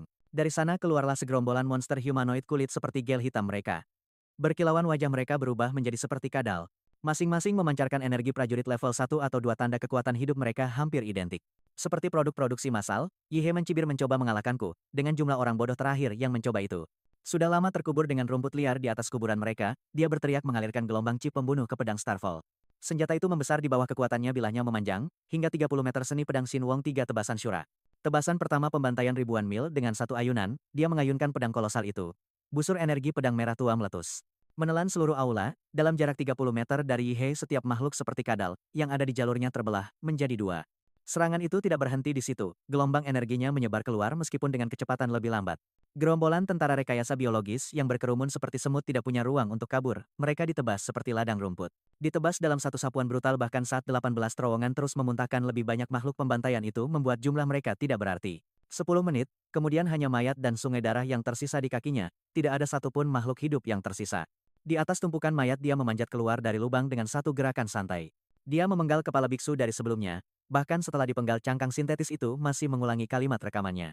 Dosamu terlalu berat, dia menyipitkan matanya pada optik merah yang menyala, suaranya dingin aku sudah lelah membunuh. Berhenti. Bersembunyi keluarlah begitu dia selesai berbicara tawa menggema di aula yang luas. Jadi kita telah menarik perhatian musuh yang tangguh mengesankan, tapi hanya itu kemampuanmu saat suara itu bergema Buddha raksasa itu. Yang duduk di tengah tiba-tiba mulai bergerak deru roda gigi yang berderit menggelegar dari dalam tubuhnya. Tasbih yang tergantung di lehernya melayang ke atas, berubah menjadi meriam yang melayang bahunya terbelah. Memperlihatkan pendorong roket di dalamnya dalam sekejap mata Buddha emas itu telah mengubah dirinya. Menjadi mecha yang menjulang tinggi pendosa takdirmu sudah ditentukan kembalilah ke siklus kelahiran kembali tangan Buddha raksasa itu terangkat. Turun seperti gunung untuk menghancurkan Yi He di bawahnya. Turbin di persendiannya, meraung dengan kekuatan penuh mendorong serangan itu, dengan kekuatan luar biasa. Berniat menggiling Yi He menjadi pasta namun bukannya takut semangat bertarungnya menyala tatapannya menyala dengan pembangkangan. Saat telapak tangan kolosal itu jatuh dia melepaskan transformasinya membangkitkan wujud titannya Godzilla. Di saat berikutnya, suhu di dalam ruangan melonjak ke tingkat yang menakutkan uap tebal menyebar dengan cepat.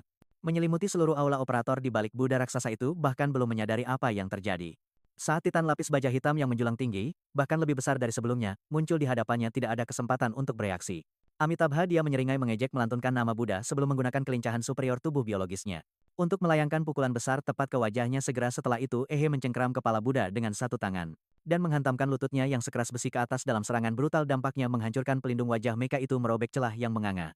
Percikan api meletus dari kerangka bajanya di dalam diiringi oleh alarm mekanis yang keras peringatan kritis beberapa kerusakan terdeteksi di unit kepala. Mecha Buddha itu terhuyung-huyung tubuh besarnya miring ke belakang meriam tasbih yang melayang menyilangkan tembakan mereka. Melepaskan hujan laser deras yang menghantam wujud Titan Ehe, namun sinar yang cukup kuat untuk menembus kelas militer. Kendaraan lapis baja itu hanya meninggalkan beberapa bekas hangus pada Titan lapis baja hitam, tidak ada goresan sedikit pun selain itu.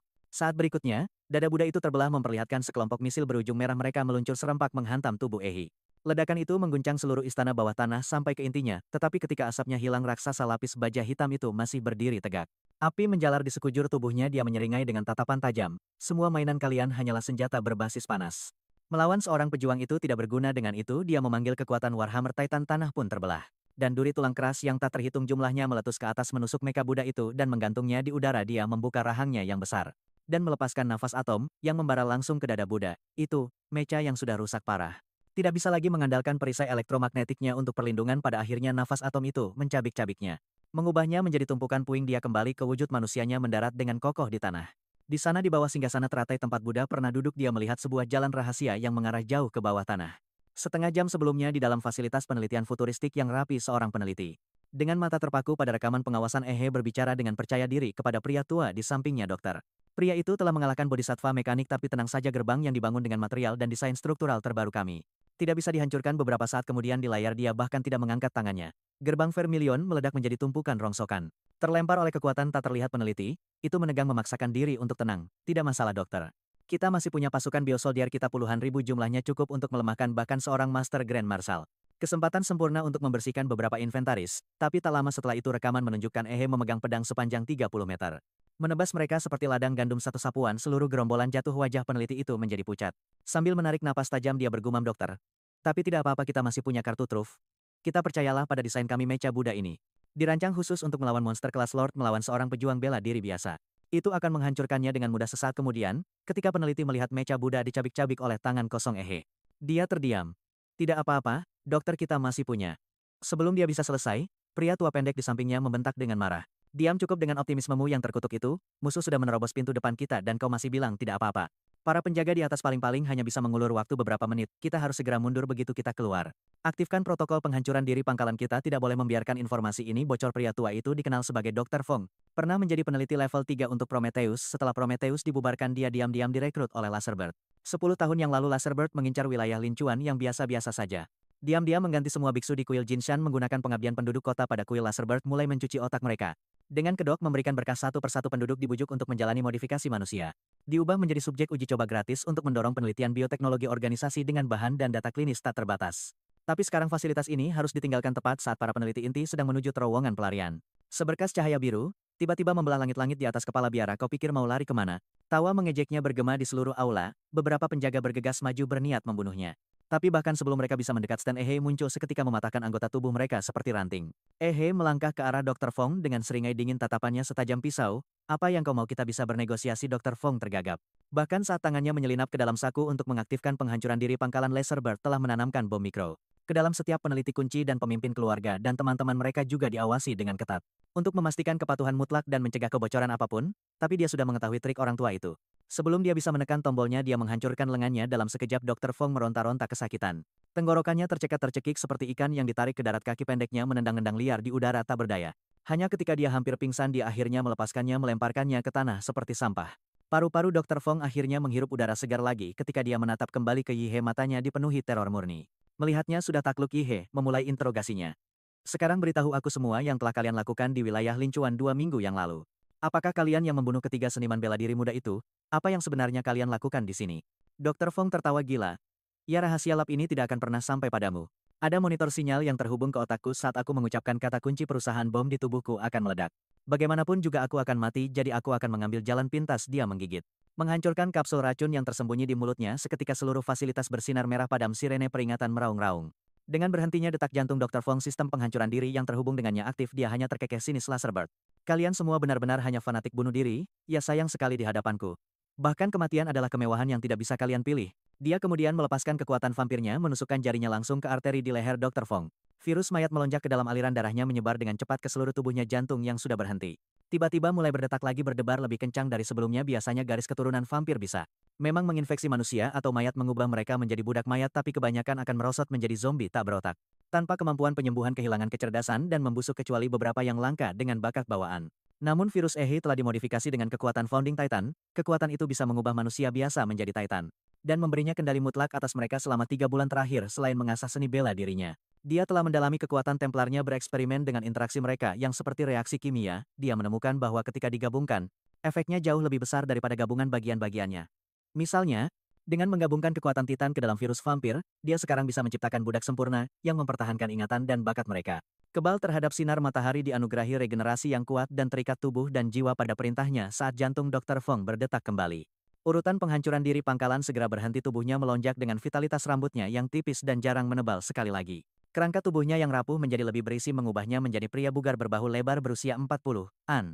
Merasa kewalahan, dia berlutut, tidak mampu menatap pemuda yang berdiri di hadapannya seperti dewa. Tuanku, dia mengangguk puas. Ini pertama kalinya, aku mengubah seseorang menjadi budak. Sepertinya eksperimennya berhasil. Mulai sekarang kau akan dipanggil Mad Doctor. Masa lalumu tidak relevan, satu-satunya yang tersisa untukmu. Matanya berkilat dingin adalah untuk melayaniku. Pada saat itu hubungan psikis terbentuk antara Ehe dan Mad Doctor yang baru. Ini adalah otoritas Founding Titan memberikan Ehe sebagai leluhur hak untuk memasuki dunia spiritual. Dari semua bawahan garis keturunannya tidak perlu lagi membuang waktu untuk pengawasan. Dengan sekali pikir, dia menerobos ke dalam pikiran Mad Doctor, mengobrak-abrik ingatannya tentang wilayah Linchuan untuk mengungkap kapan kota itu pertama kali dikompromikan. Melalui ingatan itu dia menemukan bahwa 8 tahun yang lalu tim Dr. Fong dikirim ke Linchuan oleh perusahaan Laserbird. Di sana mereka diam-diam menggunakan penduduk desa sebagai subjek dalam eksperimen dengan prajurit bio dan konstruksi mekanis. Tetapi tepat saat penelitian mereka mulai berhasil, sebuah kultus licik bernama Xinjiang Heaven menyusup ke wilayah itu tanpa ada yang menyadari. Dengan metode aneh mereka secara halus menulis ulang persepsi penduduk desa. Bahkan tim peneliti itu sendiri seiring waktu mulai menunjukkan gejala memakan daging mentah dan kelesuan yang konstan, memuja berhala tanah liat, dan bahkan berjalan sambil tidur massal. Memakan daging mentah menandai tahap pertama kerusakan mutasi fisik yang dipicu oleh kehendak asing itu. Kelesuan menandakan tingkat distorsi spiritual yang lebih dalam, sementara memuja berhala tanah liat berarti pikiran dan tubuh telah hampir sepenuhnya rusak dan tidak bisa diselamatkan. Berjalan sambil tidur massal adalah tanda terakhirnya. Jiwa mereka telah menjadi makanan bagi kehendak menyimpang itu. Investigasi mengungkapkan bahwa dalam 2 tahun terakhir, Rentang hidup maksimal penduduk Lincuan telah turun menjadi hanya 50 hingga 55 tahun. Siapapun yang lebih tua dari itu, telah dilahap oleh kehendak asing itu. Pada akhirnya seluruh kota ditakdirkan menjadi makanannya.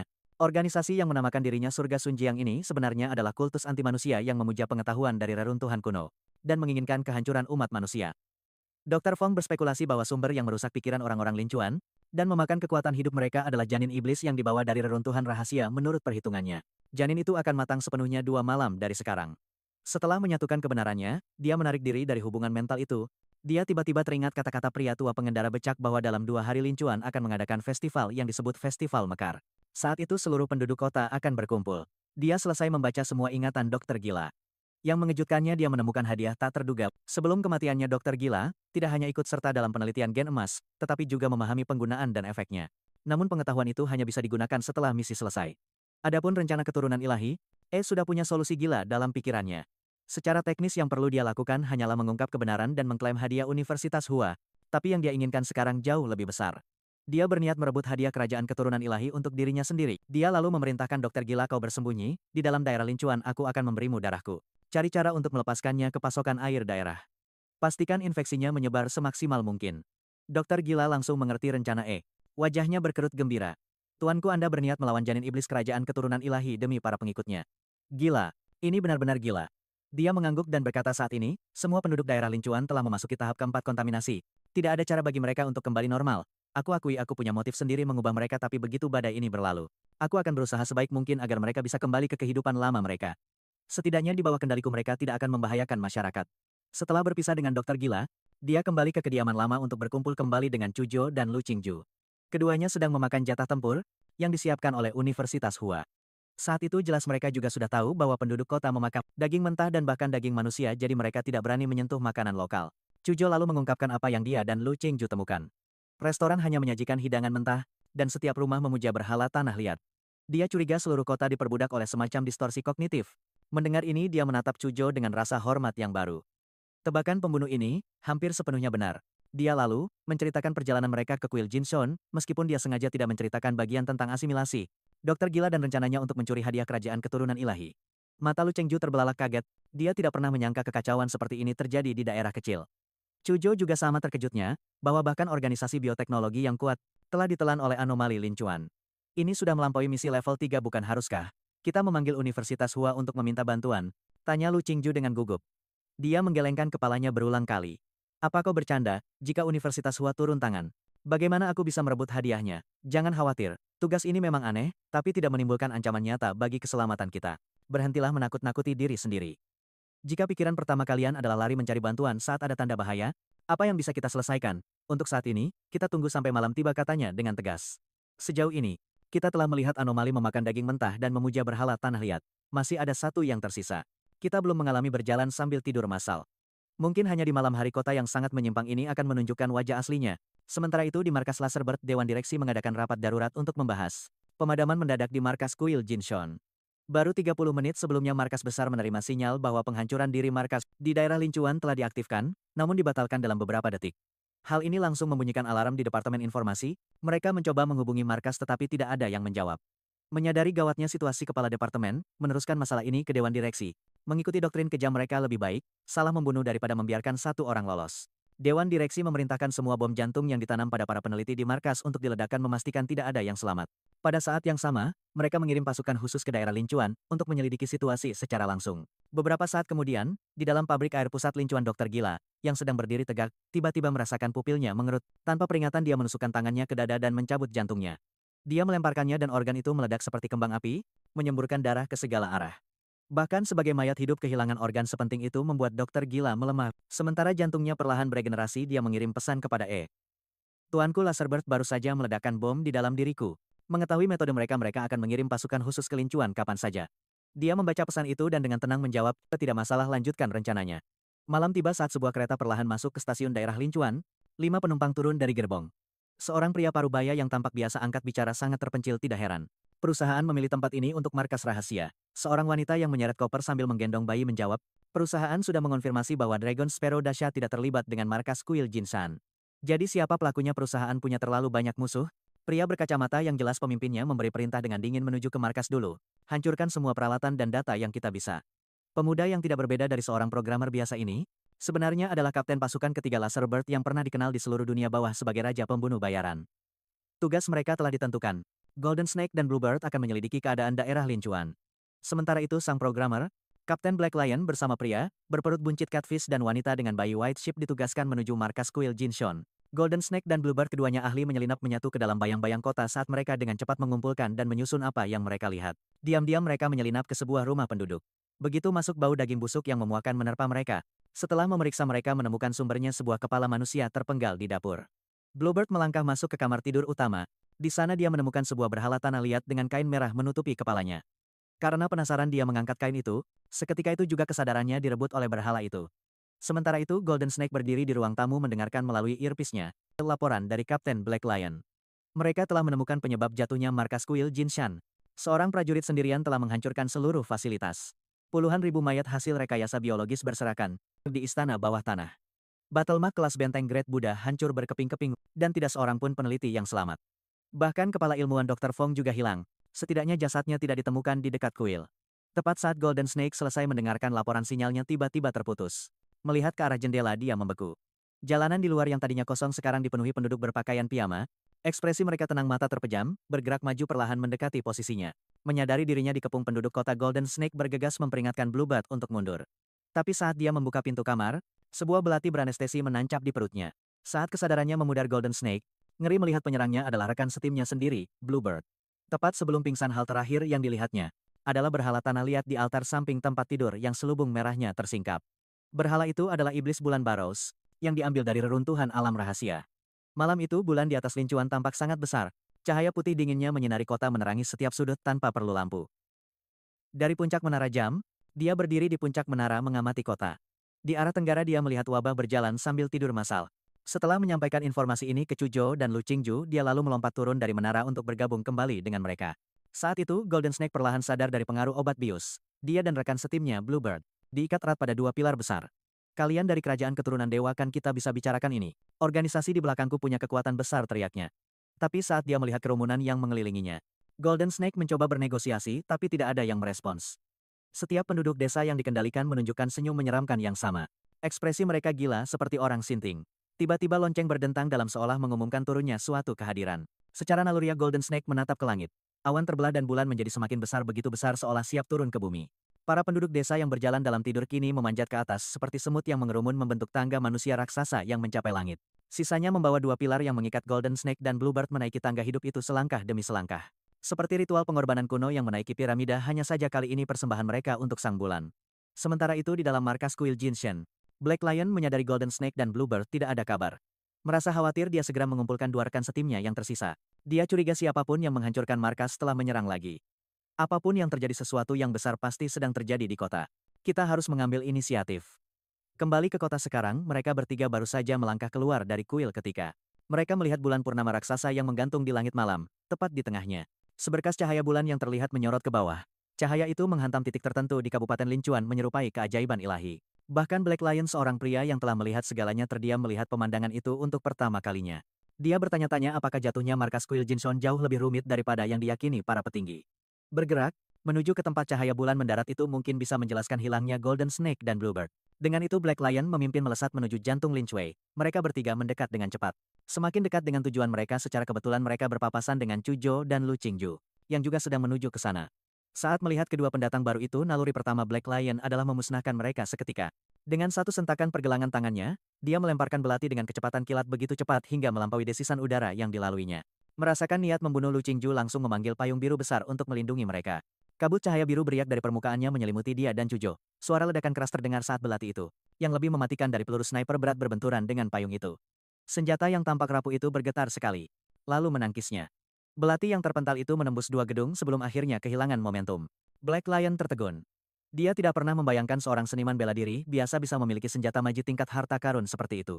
Sambil menurunkan payungnya, Lu Qingju menatapnya dengan waspada. Dia bertanya dengan dingin. Siapa kalian dan kenapa menyerang kami? Black Lion mencibir. Dilihat dari pakaian kalian bukan penduduk lokal. Jadi kalian hama yang menghancurkan markas kuil Jinshon. Dengan sergapannya yang gagal, Black Lion tahu timnya kini telah terekspos. 3 detik hancurkan hama-hama ini, perintahnya. Catfish dan White Ship langsung menerjang Lu Qingju dan Chuzhou. Lu Chengju dan Chujo saling membelakangi membentuk pertahanan yang rapat. Catfish merebut senjata maji pertahanan Lu Chengju dengan paksa. Matanya yang serakah berbinar saat dia menjilat bibirnya. Ah, harta karun yang langka. Sayang sekali jika harus membunuhmu. Tapi jangan khawatir, mayatmu saja sudah cukup. Akan kunikmati. Hahaha, kekuatan cengkeramannya membuat lengan Lu Chengju mati rasa. Dia berteriak marah, lepaskan aku, dasar aneh. Pada saat itu, Chujo melepaskan kekuatan penuhnya. Aku telan, teriaknya. Sebuah barikade es raksasa muncul dari tanah melesat ke arah Black Lion dan pasukannya. Chujo tahu betul bahwa serangan area seluas itu tidak akan memberikan banyak kerusakan. Tapi bukan itu intinya, tujuan sebenarnya adalah untuk membuat keributan. Untuk memanggil Ehe. Serangan sebelumnya yang senyap namun penuh niat membunuh itu akan membuat Chujo tewas di tempat. Jika bukan karena senjata maji pertahanan Lu Chengju, sebagai seorang veteran Black Lion langsung mengenali siasat Chujo. Tidak bagus pikirnya, dia memanggil bala bantuan, sambil melepaskan seluruh tekanan seorang pejuang agung. Dia menghancurkan dinding es yang datang dengan satu gerakan. Chujo tertegun, dinding esku hancur begitu mudah. Baik dia maupun Luo Qingju tidak cukup bodoh untuk berbenturan langsung. Dalam sekejap Chujo melemparkan beberapa bom asap khusus Universitas Hua. Mereka bertiga jelas prajurit peringkat tinggi, pertarungan langsung sama saja bunuh diri. Mundur. Keduanya saling bertatapan cepat dan tegas lalu segera mundur. Tapi di detik berikutnya, Black Lion sudah berada di belakang mereka. Dua belati berkilau di tangannya mengarah ke leher mereka, siap memenggal. Tinggal satu detik lagi ketika tiba-tiba seluruh bulu kuduknya berdiri. Kehadiran lain telah memasuki medan pertempuran. Boom, sebuah pedang raksasa pembunuh kuda menghantam dari atas, menancap di tanah di depannya. Black Lion tersentak mundur. Nyaris saja, dia menatap tajam ke atas. Siapa kau? Salah satu sekutu mereka, Ehe, menyeringai. Aku di sini untuk mengambil nyawamu. Ia sombong sekali. Seni pembunuhan 12 bentuk hantu. Dalam sekejap Black Lion terbelah menjadi 12 bayangan. Semuanya menerjang Ehe saat dia meraung, mati kau bocah Zawarudo. Waktu membeku, domain stasis terbuka. Dan 24 pedang itu melambat hingga akhirnya berhenti tak bergerak di udara. Tubuh seorang Master Grand Marshal yang diperkuat oleh aura pertempuran. Bisa menahan peluru tank tanpa tergores, namun mereka tetap bisa dibunuh. Teknik pembunuhan Black Lion. Pemisahan hantu memang hebat. Dia tidak bisa membedakan tubuh aslinya, tapi dia tidak perlu melakukannya. Black Lion nama aslinya sudah lama terlupakan, penampilannya biasa saja namun pernah menjadi raja pembunuh bayaran yang tak tertandingi. Satu persatu bayangannya dihancurkan oleh tinju Ehe dan wujud aslinya terpaksa muncul. Penghentian waktu adalah serangan kejutan pamungkas Ehe. Sekali dilepaskan musuh harus mati. Tidak ada yang boleh melihat kemampuan mengerikan ini. Dengan bakat garis keturunan vampirnya, dia mempercepat aliran darah 1000 kali lipat. Mengubahnya menjadi jet merah bertekanan tinggi yang diresapi aura membunuh. Dia telah menguasai seni membunuh taring darah penusuk jantung. Waktu kembali berjalan. Yang disebut Raja Pembunuh Bayaran Black Lion tewas dalam sekejap. Akhir hidupnya begitu tiba-tiba dan mengenaskan. Pikiran terakhirnya adalah ketidakpercayaan bagaimana dia bisa muncul di depannya dalam sekejap. Dia melihat mayat Black Lion. Jari-jarinya menancap ke tenggorokan sambil menyeringai, tubuh paling baik digunakan saat masih hangat. Darahmu akan membantuku menerobos. Dari murid menjadi prajurit sejati. Sambil menjilati darah dari tangannya, dia bergumam puas. Tidak buruk, yang ini ada nilainya. Aku sudah naik ke prajurit tingkat 8. Medan perang menjadi sunyi. Tak peduli seberapa tangguhnya Catfish dan White Ship, pikiran mereka menjadi kosong. Melihat kematian mendadak kapten mereka. Apa yang baru saja terjadi? Kapten dibunuh oleh bocah itu dalam sekejap. Ini gila. Melompati 2 alam bela diri untuk membunuh musuh itu seharusnya mustahil. Bahkan dengan artefak yang kuat, seorang prajurit tidak punya cukup aura untuk menggunakan senjata semacam itu. Tapi dia melakukannya. Lebih buruk lagi, dia mengisap darah kapten sampai kering. Makhluk ini bukan manusia, ini monster.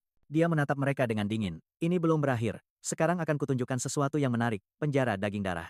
Boneka palsu dari bawah kakinya, bayangannya mendidih dengan kabut hitam merah. Sebuah tangan transparan raksasa dari darah dan kegelapan merangkak keluar dari jurang. Saat hantu itu muncul sepenuhnya, Catfish dan White Ship mundur ketakutan. Sosok itu tampak persis seperti kapten mereka yang baru saja menjadi mayat kering. Sialan, monster macam apa mereka ini? Satu lebih buruk dari yang lain. Apa dia benar-benar hanya seorang prajurit? Gumam White Ship sambil menggertakkan giginya. Lalu dia berkata dengan tegas, serahkan padaku. Wajahnya mengeras saat dia melemparkan bayi di lengannya ke udara. Di depan mata mereka, bayi itu mulai tumbuh dengan kecepatan mengerikan, dalam hitungan detik berubah menjadi setinggi 3 meter. Monster berotot. Harta karunku, hentikan mereka. Cepat mundur, teriaknya, saat dia dan Catfish melarikan diri dengan panik. Chujo Qingju bekerja samalah dengan boneka bayanganku untuk mengalahkan monster rekayasa biologis itu. Aku akan memburu kedua prajurit itu. Dengan itu, Ehi menghilang dari medan perang dalam sekejap. Chujo tidak membuang waktu, dia melepaskan kekuatan garis keturunannya. Kebangkitan naga iblis es monster berotot itu meraung marah, otot-otot hitamnya menonjol. Bersinar dengan cahaya merah menyeramkan dan serangan telapak tangan yang membara memancarkan panas yang menyengat. Menghantam ke arah Chujo, Chujo merespons dengan seni bela dirinya, teknik Xian Wang, bayangan naga es melonjak. Embun beku berkumpul di pedang dingin itu membentuk hantu naga dengan satu tebasan.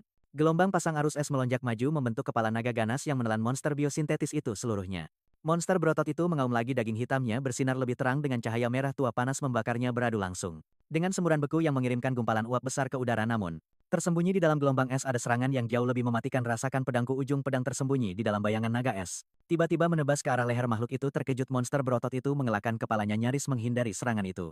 Namun separuh wajahnya masih beku padat, lalu hancur memperlihatkan tengkorak logam di bawahnya. Cujo tidak menyangka makhluk sebesar itu bisa bereaksi begitu cepat. Jadi beginilah manusia biosintetis yang sebenarnya, kecepatan seperti ini, tapi Cujo tidak bertarung sendirian. Bayangan iblis darah yang menunggu tiba-tiba menerjang maju, terbelah menjadi 12 hantu merah di udara.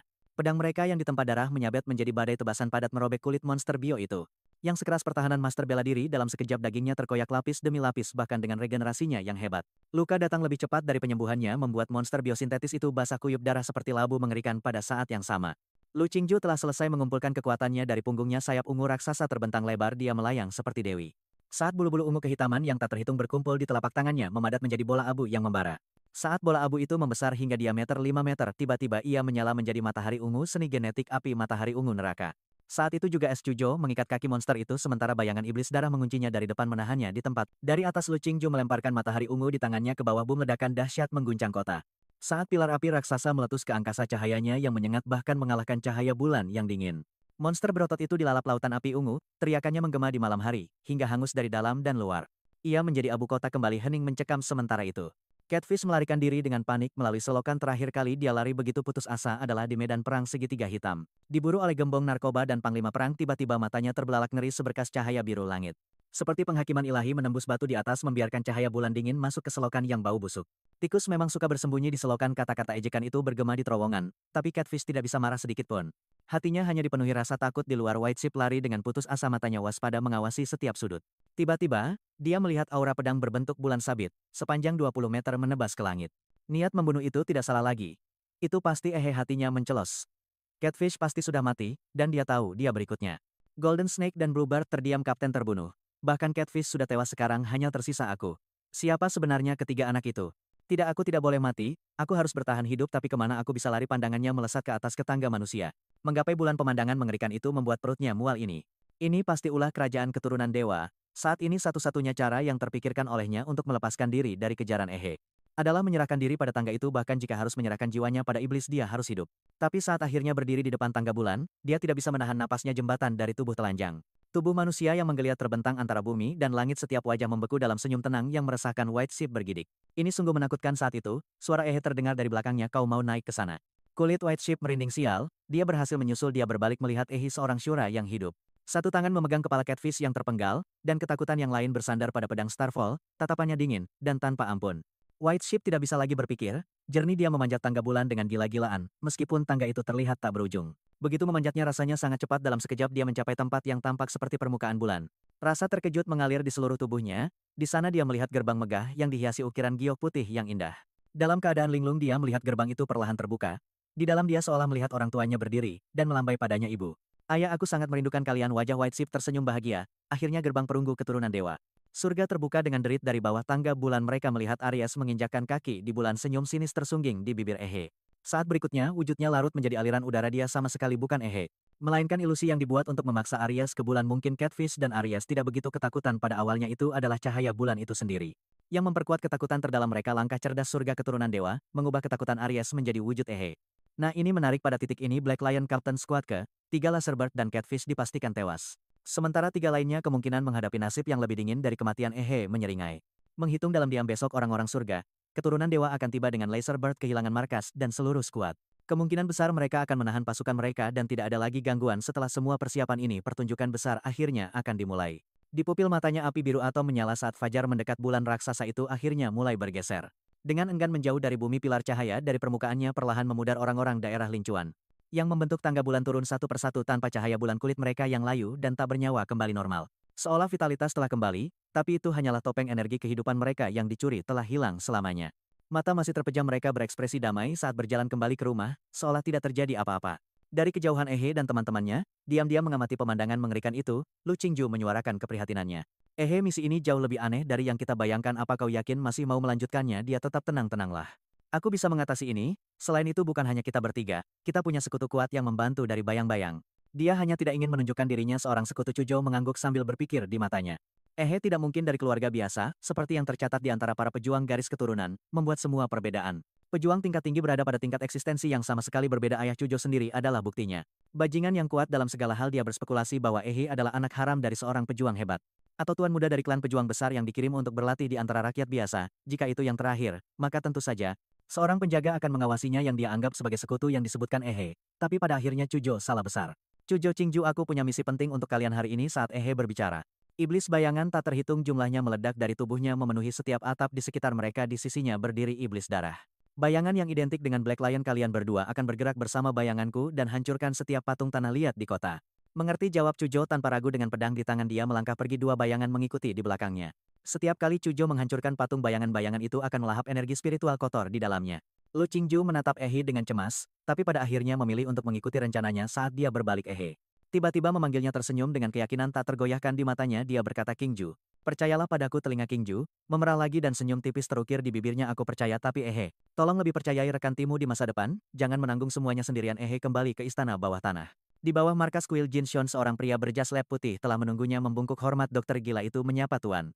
Ehe memotongnya dengan dingin. Sudahlah, waktu kita singkat. Kita harus bersiap untuk pertempuran. Pandangannya jatuh pada lubang itu, yang dipenuhi segunung mayat cyborg hasil pembantaiannya sendiri. Dulu dia telah melemparkan mereka ke jurang kematian. Sekarang dia bermaksud memberi mereka kelahiran kembali. Bagus, jumlahnya cukup, gumamnya sambil memanggil kekuatan raksasa.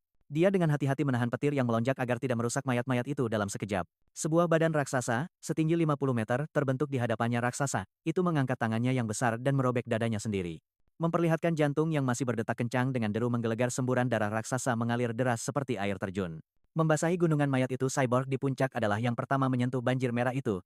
Matanya yang tadinya kusam bergetar, lalu kembali fokus. Daging yang robek menggeliat dan mulai menyatu kembali.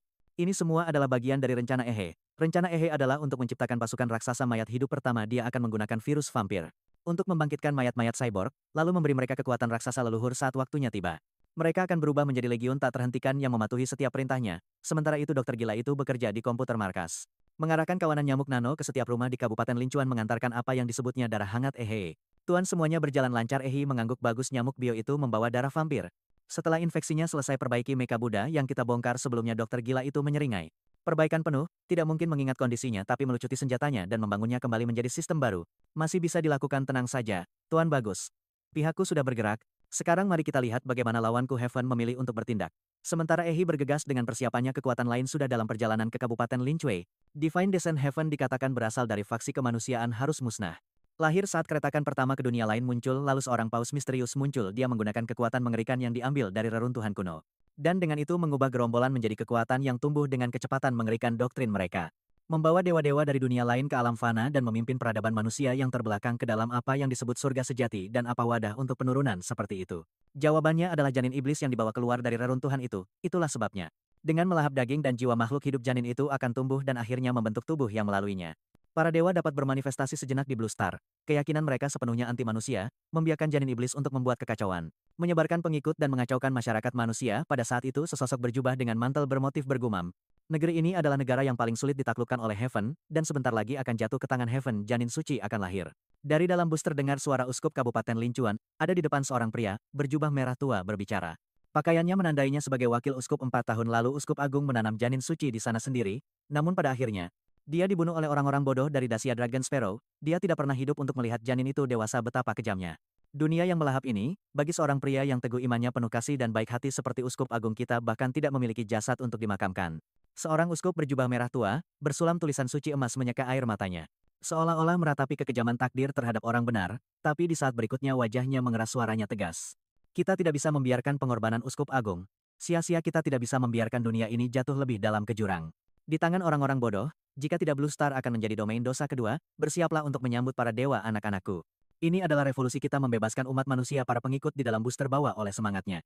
Satu persatu mata mereka menyala dengan cahaya fanatik. Urat-urat menonjol di leher mereka saat mereka berteriak serempak. Para dewa turun surga di bumi.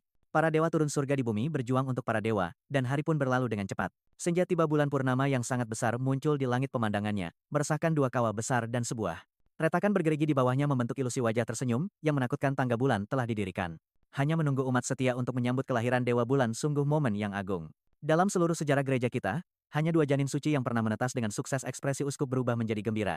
Dan hari ini aku akan mengukir namaku dalam sejarah itu. Dia berbicara tentang 2 kelahiran itu. Yang pertama telah membuat dunia kacau balau tsunami. Letusan gunung berapi dan bencana beruntun yang menyebabkan ratusan juta orang tewas terluka atau mengungsi dan semua itu disebabkan oleh hanya 1 menit kehadiran dewa di Blue Star saat yang kedua. Janin suci turun, di benua AS Laut, di sekitarnya dipenuhi kabut dan arus mematikan menyegel seluruh daratan. Setelah itu, tidak ada apa-apa kontak dengan benua itu, terputus sepenuhnya, dan dalam citra satelit. Seluruh wilayah itu menjadi kosong pasukan sekutu dari banyak negara membayar mahal dan sejak saat itu, lautan gelap di sekitarnya diklasifikasikan sebagai zona terlarang kehidupan kelas S, tidak boleh dimasuki lagi. Pada saat itu uskup menyayat pergelangan tangannya sendiri. Membiarkan darah tumpah, sebuah kristal berduri langsung berubah bentuk dengan rakus meminum darah yang mengalir. Sekarang uskup ini akan mengantarkan kedatangan dewa. Ketiga kali ini, di kerajaan Xia.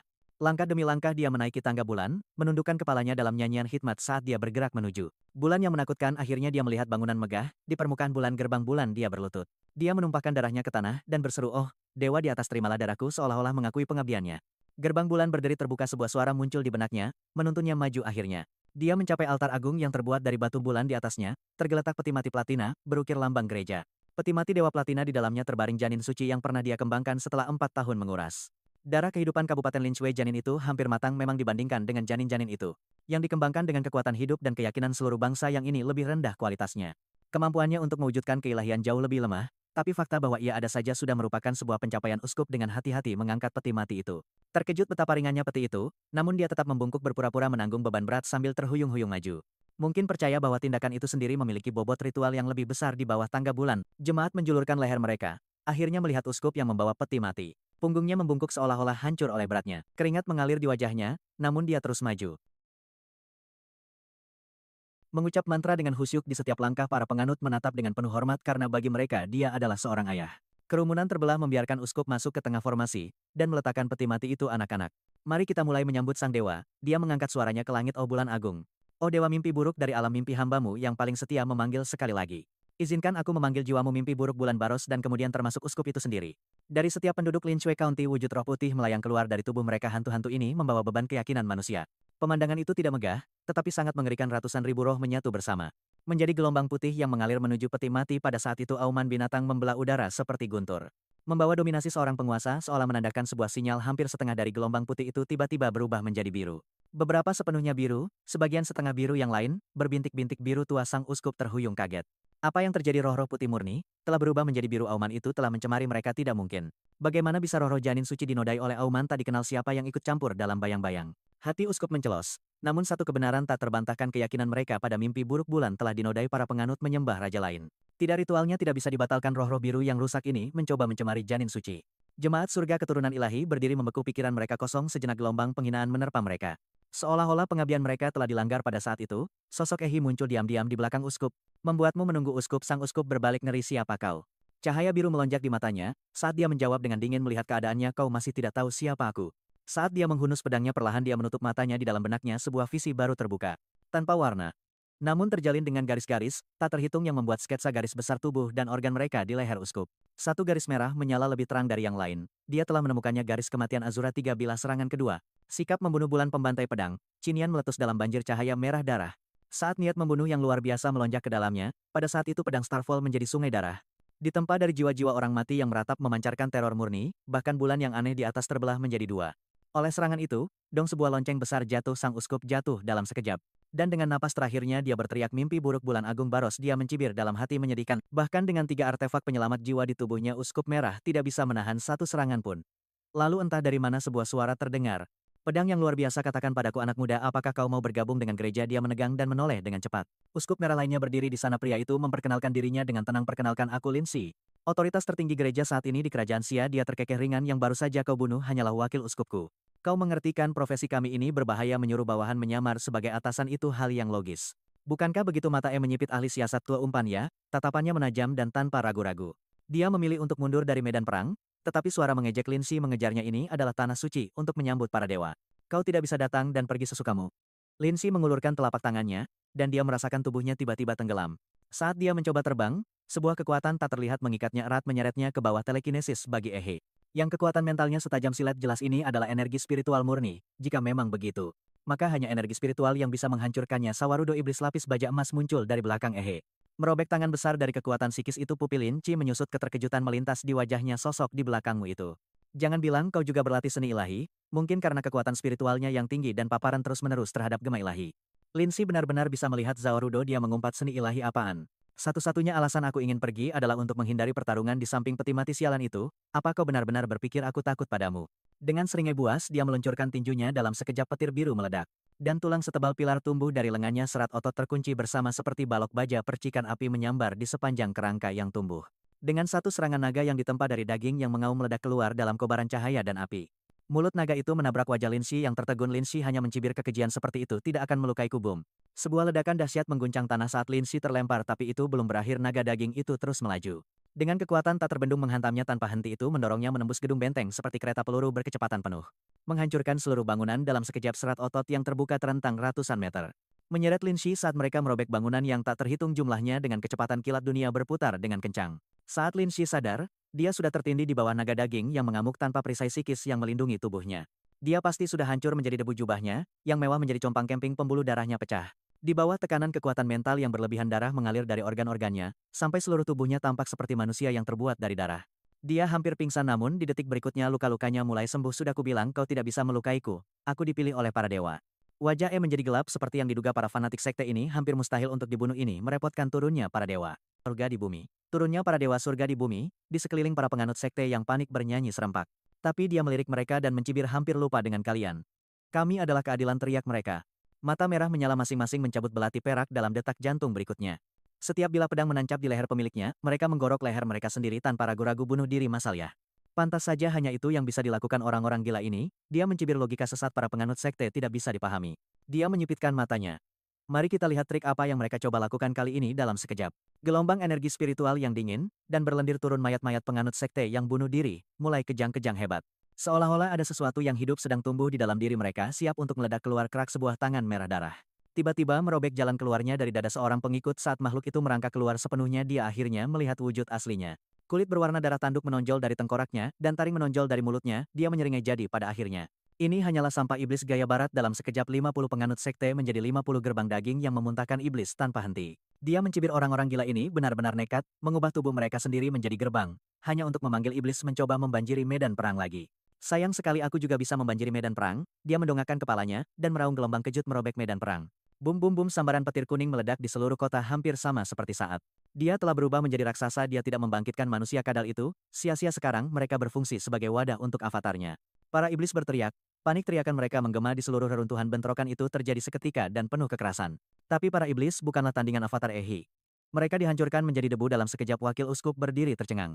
Menatap kelahiran raksasa yang menjulang tinggi dari para prajurit bio pikirannya kaca uskup telah dibunuh dalam sekejap. Sekarang pasukan raksasa ini muncul. Siapa sebenarnya orang-orang ini? Tunggu, di mana anak laki-laki yang memimpin mereka?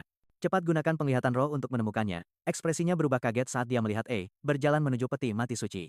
Sialan janin dewa adalah targetnya. Wakil uskup berlari ke arah sambil berteriak, berhenti mundur, lawanmu adalah kami.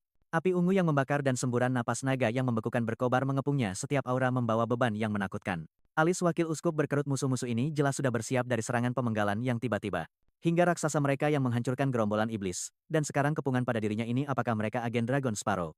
Apakah mereka tahu rencana gereja selama ini? Jika demikian misi ini mungkin sudah gagal, jika dia mencapai peti mati suci. Bahkan dari jarak dekat hawa dingin menyembur keluar yang terasa cukup dingin untuk membekukan jiwanya kehadiran di dalamnya. Memancarkan permusuhan yang membarat terhadapnya. Bisa dimengerti lagi pula, dia sudah mengganggu dewa yang disebut-sebut ini.